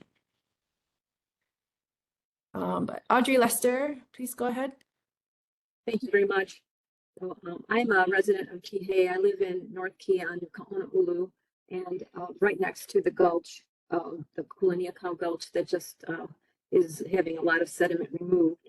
So first of all, I also want to reiterate what many people have said about the community plan and keeping the teeth in the plan, making sure that roads and infrastructure are in place before or they're concurrent to construction, and keeping the definition of affordable housing. But what I've haven't heard a lot of people talk about is the gulch and the work that was done and is continuing to be done. And I wasn't sure how familiar you are with that work. First of all, I wanted to say that that gulch work is bringing the gulch to the current level that it was in 2000. And it's taken, you know, the gulches continue to fill up with sediment and with vegetation. And the work that Sullivan's done has really prevented a lot of damage in this area.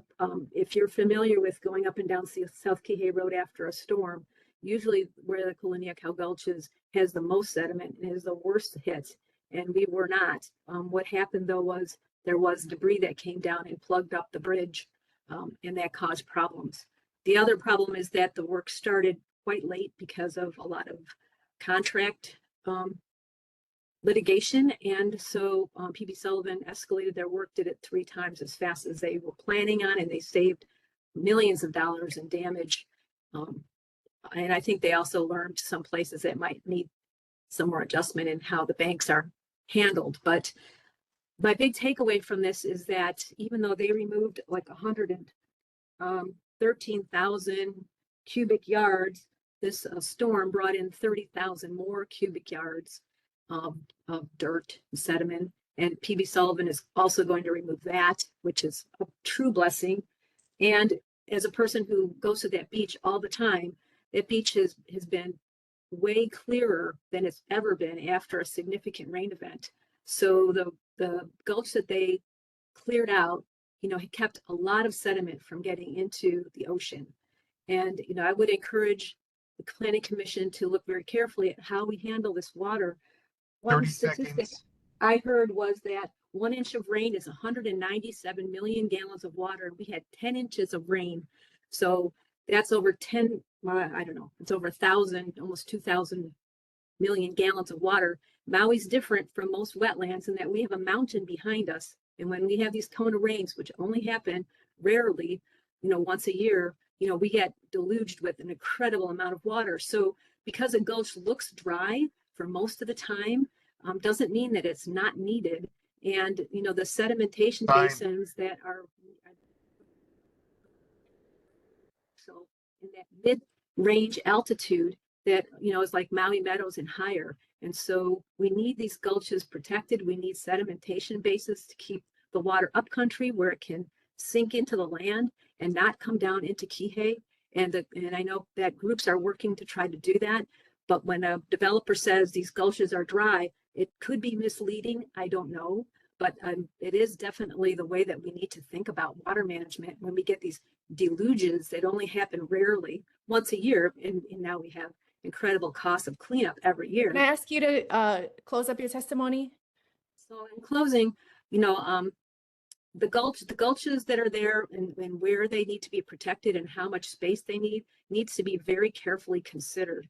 And there are people that are working in the community to do that. So before we give a developer kind of a pass on what gulch work is needed, please consider getting as much information as possible about the long-term needs and the deluge, you know, the rainstorm needs. Thank you. Thank you for your testimony. Commissioners, questions for the testifier? Okay, seeing none, mahalo again. Mahalo. Let's see, next up is Bridget Moat, followed by Judy Allen and Bill Anderson.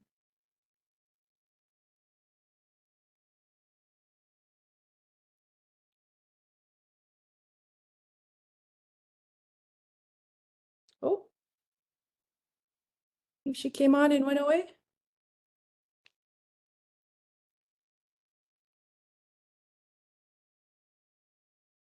If your video's not working, you can just unmute your mic.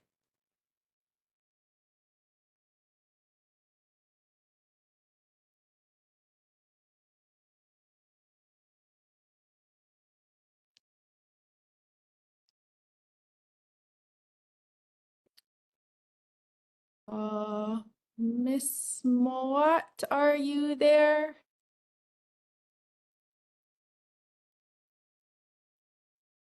Oh, and it looks like 1, 2, 3, 4, 5. Yeah. Okay, we will come back to Bridget Mowat. So next is Judy Allen.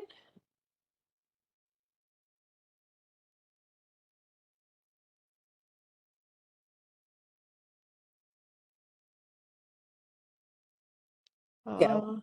Here we go. Sorry, tried to unmute, trying to get familiar with the system. Thank you very much for your very long morning. We really appreciate the opportunity to testify on this very important issue. And before I get busy and say what I need to say, I wanted to absolutely duplicate the brilliant testimony of Stacy. She said everything I wanted to say. So you can just duplicate that. She really covered it, and I really appreciate that.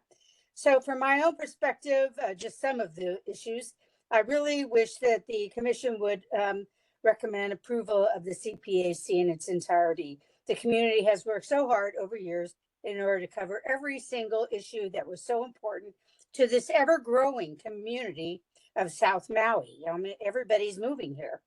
So regarding the expansion of Pi'ilani Highway, I live down in Waipuilani by the entrance to Waipuilani Park. And if I had to evacuate today, I'm sorry, but I would be one of the first to perish in any fire or tsunami or anything else. I just turned 80 years old, and while I can walk, I can't run, and there is no pathway for evacuation out of this area, none. If I hang a left on South Kihei Road, I smack right into the closure caused by the damage of recurrent mud damage and road brokerage that is continuing on there. And then duplicated by the fact that Pakia is allowed to remain closed during the closure of South Kihei Road. You know, trying to get out of here is a real unbelievable eyesore. I mean, how do you get out of here? In fact, I even called the bus service and asked when they're going to start bus service again. Well, if you can walk up to Pi'ilani Shopping Center, I guess you can catch a bus. That's if you're young enough to be able to do that. Anyway, so I'm very concerned with the condition with the proposal of 7,000 new homes with Waipunani, or excuse me, Wailea 670. That's like 1,400 additional cars, which the Pilani Highway is already gridlocked. So even if South Kihei Road was open and Pikia was open, we'd get stuck on the Pilani Highway and wouldn't get out of here anyway. So where they lost 104 people in Lahaina, we would lose over 1,000 people here. You need to consider that. That is really very serious. And since we've been on water restrictions for well over a year, how is it that they could even consider offering water or infrastructure to a proposed development that really is going to really harm this community of South Maui? Thank you very much again for your time. I know it's been a long day for you as well. I had to go plug in for juice on my iPad because I was out just waiting, but thank you again. I appreciate it very much. Did anybody want to question me on how I'm getting out of here if there's a fire? Mahalo for your testimony. Commissioners, any questions for the testifier? Okay, seeing none. Mahalo again for your testimony. This is Bridget. I'm ran into my neighbor's house. Okay. Yes. Yes. I'm sorry. Thank you, Miss Allen. Now on to Bridget Moat. And then after you will be Bill Anderson. And Bill Anderson is the last person we have signed up to testify right now. So go ahead. Hi, my name is Bridget Mowat, and I live on Molokai, but I'm here visiting. And I heard about this, and I just wanted to put in my 2 cents. I've been very active in the community, both here on Maui, many, many years ago, and I was raised by the landing, the Lu'uai's house. That's all family to us. So I'm mostly concerned with you commissioners, because it seems like we do the same thing over and over and over. Our community works so very hard on the plans, and then we solidify it, we get the draft together, and then it gets changed somehow. So what I wanted to say is just please listen to all the testifiers. They work so hard. Stacy was outstanding, and Brandy. And there's so many different people that do so much research and so much work. And they have so many good facts that you folks need to know about, that lessens your homework. Because I know as commissioners, I was once a commissioner, it takes a lot of homework to know what the issues are. So it's, and I heard that none of you live in Kihei. I frequent back and forth because my daughter lives here. I witness all the flooding and when the rains come. And you know what I know, and I'm very active on Molokai about the climate change. I live right on the South Shore, and half of my land has been taken. So we know what we talk about because we witness it. So I really want you folks to really read all the testimonies. Consider everything they say, because it's not just made up.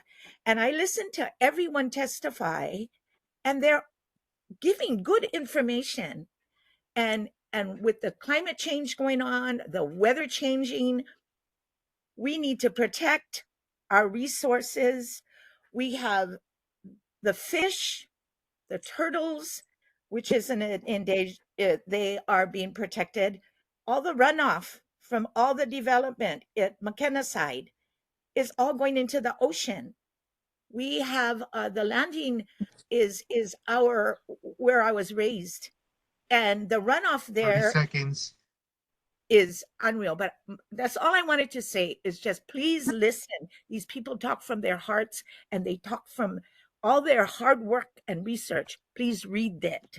Please learn and make a wise decision, because times are changing.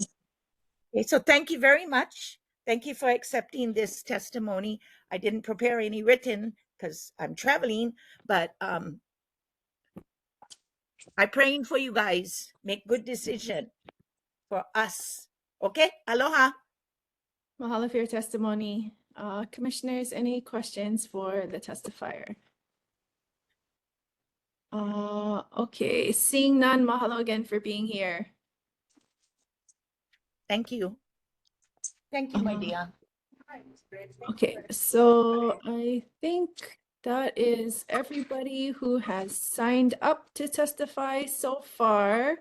If there's anyone else who wishes to testify, I think the chat is open again, and you can write to us if Well, you. there's me, Bill.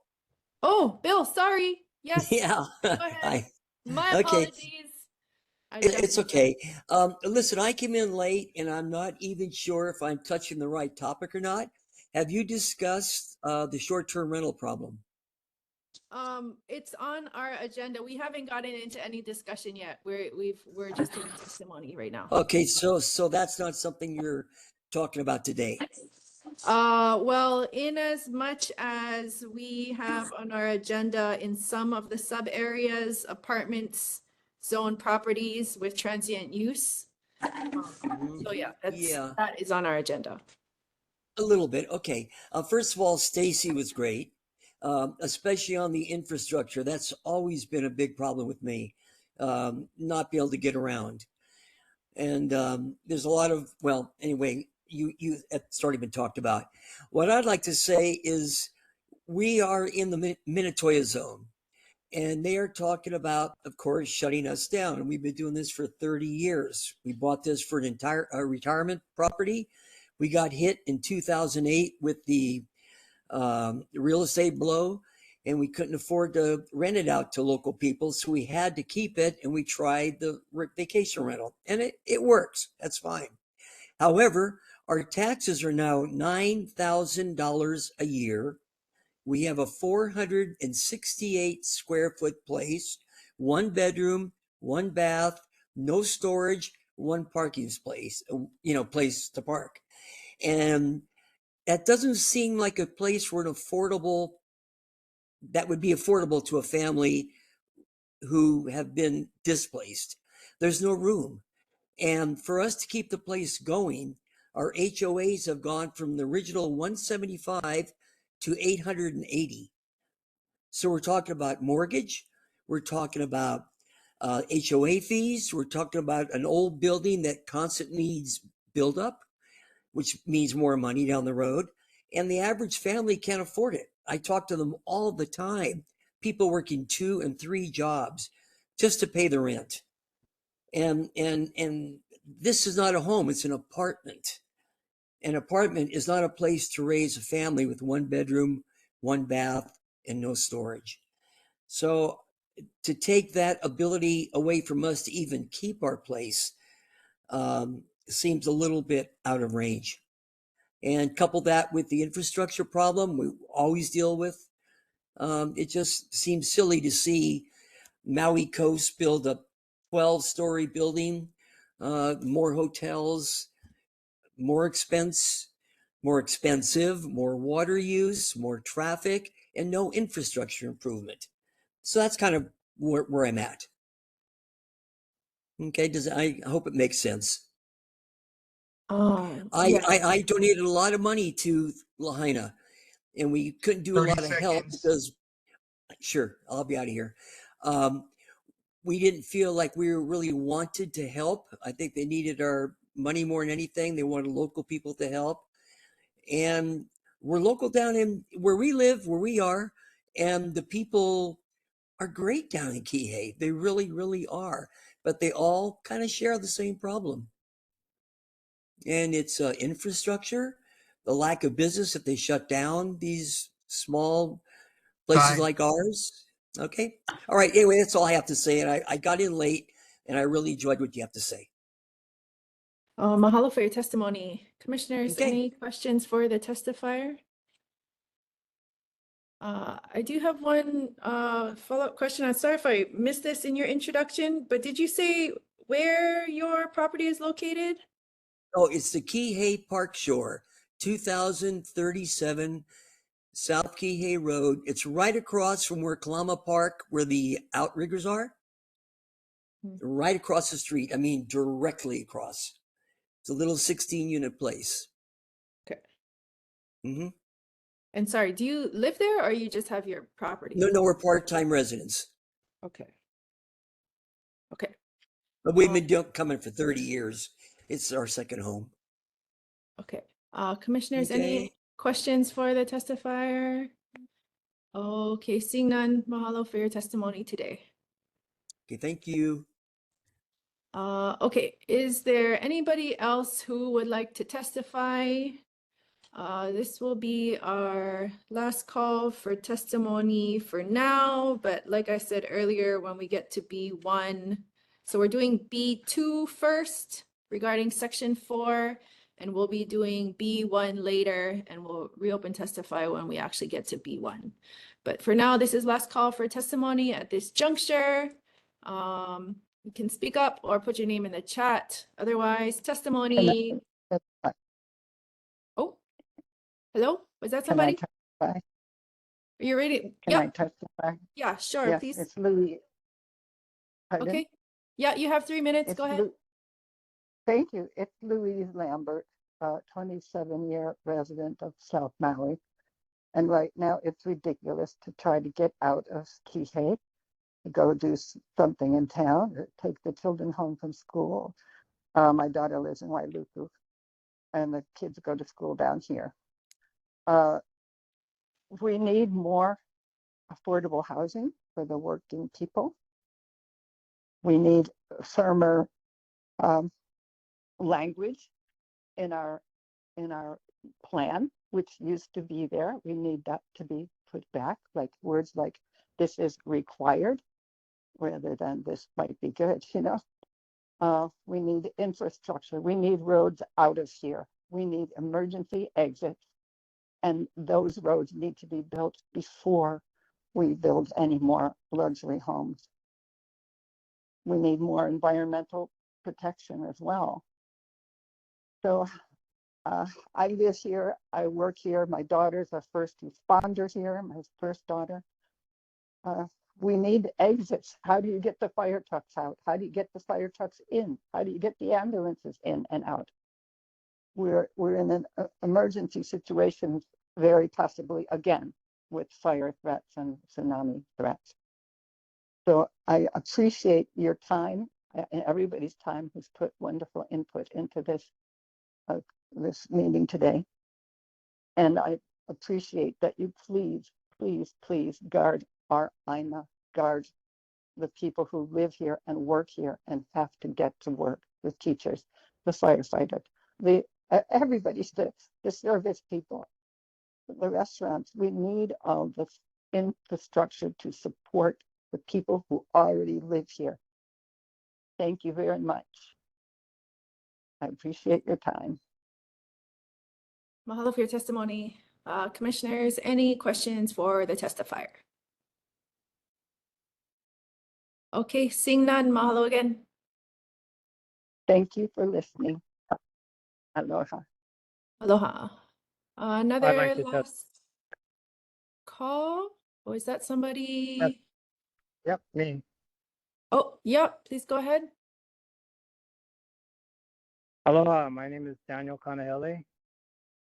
I served on the South Maui Community Plan Advisory Committee, and I agree with the testimonies that were given by my fellow CPAC members, Rob Weltman, who was the chair, and Mike Moran. I think it's good planning to have a 150-foot buffer along Pi'ilani Highway for many reasons that were pointed out. That highway was built in 1980, 1981 as a bypass, and then it was extended south from Kilohana to Waileike in 1991, where Maui Meadows is. So Maui Meadows predates the Pi'ilani Highway. It was built before the Pi'ilani Highway was, at least that extension part. But what the 150-foot buffer gives you is room to protect the view plane. The highway is considered an important view corridor, and that's called out in the plan. It allows for additional infrastructure. When they restriped the highway, the width of the road became below state standards. It's substandard as it is now. The roads, the individual lanes aren't wide enough, and the shoulders aren't wide enough. It's very unsafe if you're a biker or a walker. The many shrines or crosses along the highway testify to how many people have died in automobile accidents, bicycle accidents, or pedestrian deaths. It also attenuates noise of the highway. The highway is very noisy, so you don't want anybody right up against the highway, close to the highway. You want some distance to abate the noise, and also to soften any hard structures that are being proposed to be being built along that highway. And there's lots of room. Most of the land along the highway is open, vacant, ranch land. But getting back to Maui Meadows, again, someone brought up, well, I don't know how far it is from the highway to Maui Meadows. This is 150 feet. But again, you have to remember that highway was built, the extension was built, cut through the rock after Maui Meadows was built. So I just wanted to bring those points up, and also to please put back I think one of the most important policies of the plan is to provide 30 adequate seconds. infrastructure for proposed development prior to or concurrent with development. Please put that back in. It's one of the most important policies of the plan, and often that policy gets kicked down the road. So sometimes we find ourselves in trouble with inadequate transportation infrastructure, water infrastructure, and stormwater infrastructure. Mahalo for your testimony. Commissioners, any questions for the testifier? Commissioner Lindsay? Thank you for your testimony. I acknowledge all of those reasons why they're putting in the buffer. My hiccup is it being unmanaged, the unmanaged space.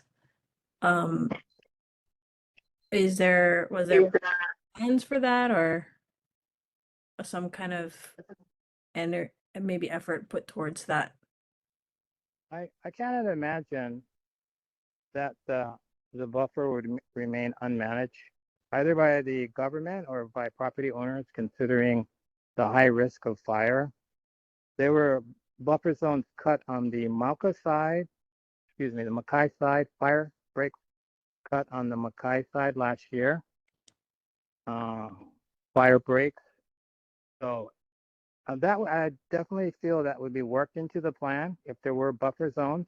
I don't think that would be an issue as far as who would manage it. Someone would have to manage it, and someone would be called out to manage it because, we live there. We don't want it to be a fire hazard. So I don't think that's an issue, in my opinion. I think it'll be worked out, and that would be part of good planning. Well, in my own experience in Wailuku, I had to make the buffer between me and my neighbors. My neighbors did not have to make a buffer, and the government did not help me. But that was my experience in a different place also. So I'm happy that you have that kind of faith. Thank you. I do. I have that because I know how active the members of our community are and how they would speak out for that. And I know that homeowners associations are very responsible when it comes to issues like that, as well as ranch land. Those who own ranch land, and they're very responsible when it comes to considering fire breaks. So I'm pretty confident it would be worked out. I'm not really worried about it. No questions, Chair. Thank you. Okay. Any further questions for the testifier? Okay, seeing none, mahalo for your testimony. Another last call for testimony. Otherwise, we'll close in 3, 2, 1. Testimony is now closed until we get to B1. Sorry, my dogs are barking. I think it is time for commissioners to nourish, hydrate, walk around, stretch everything so that we can get on to our meeting business. And so, shall we say it's been 20 right now? Can we do 20 minutes, 25 minutes, come back at 1:45? Is that okay? Okay. We will come back at 1:45. Meeting is recessed until then. Thank you, everybody.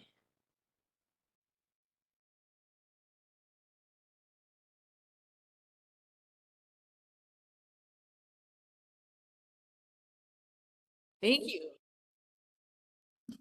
Oh, do we have Commissioner Kiloha back?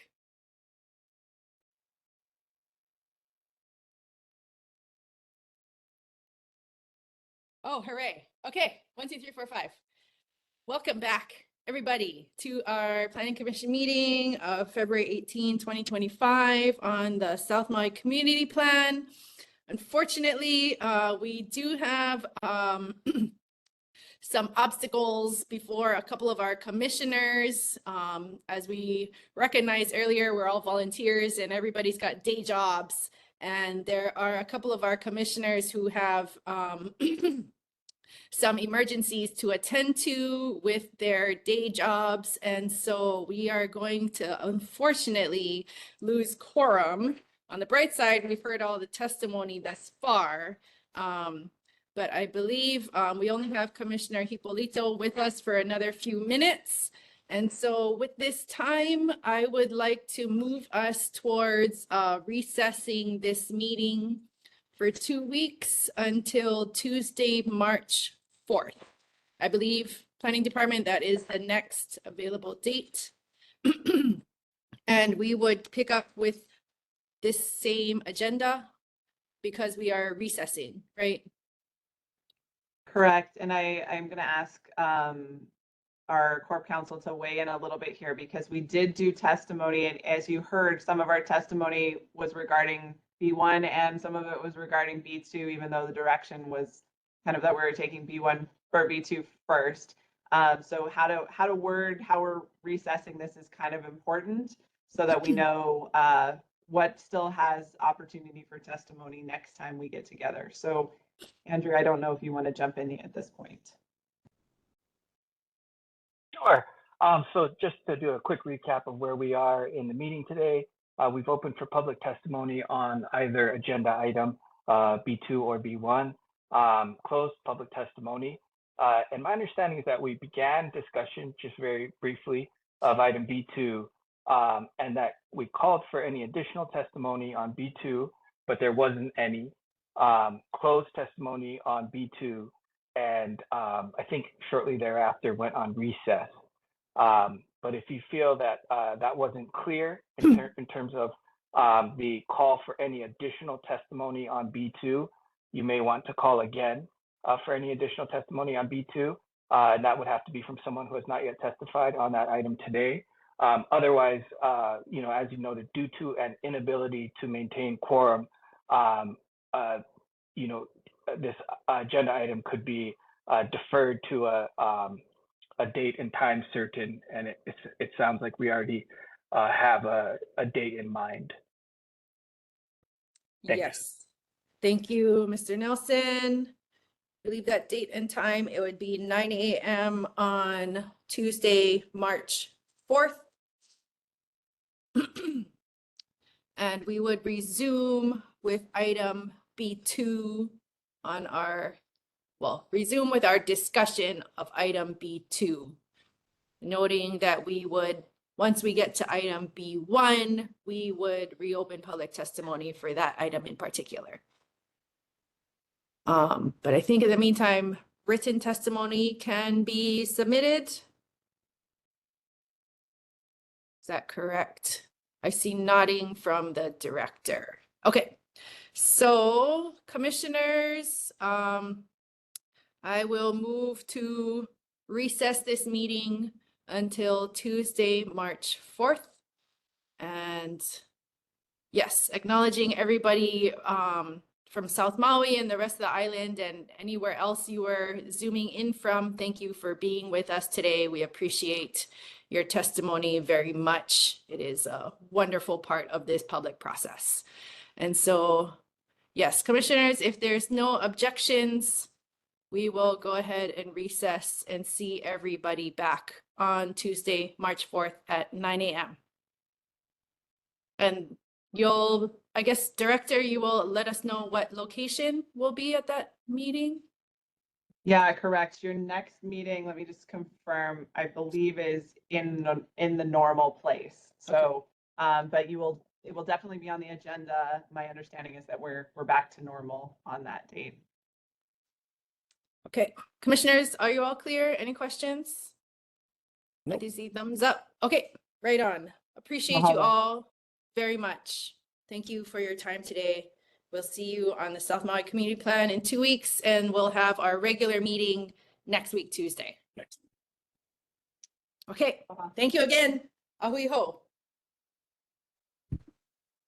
Thank you. Ahui ho.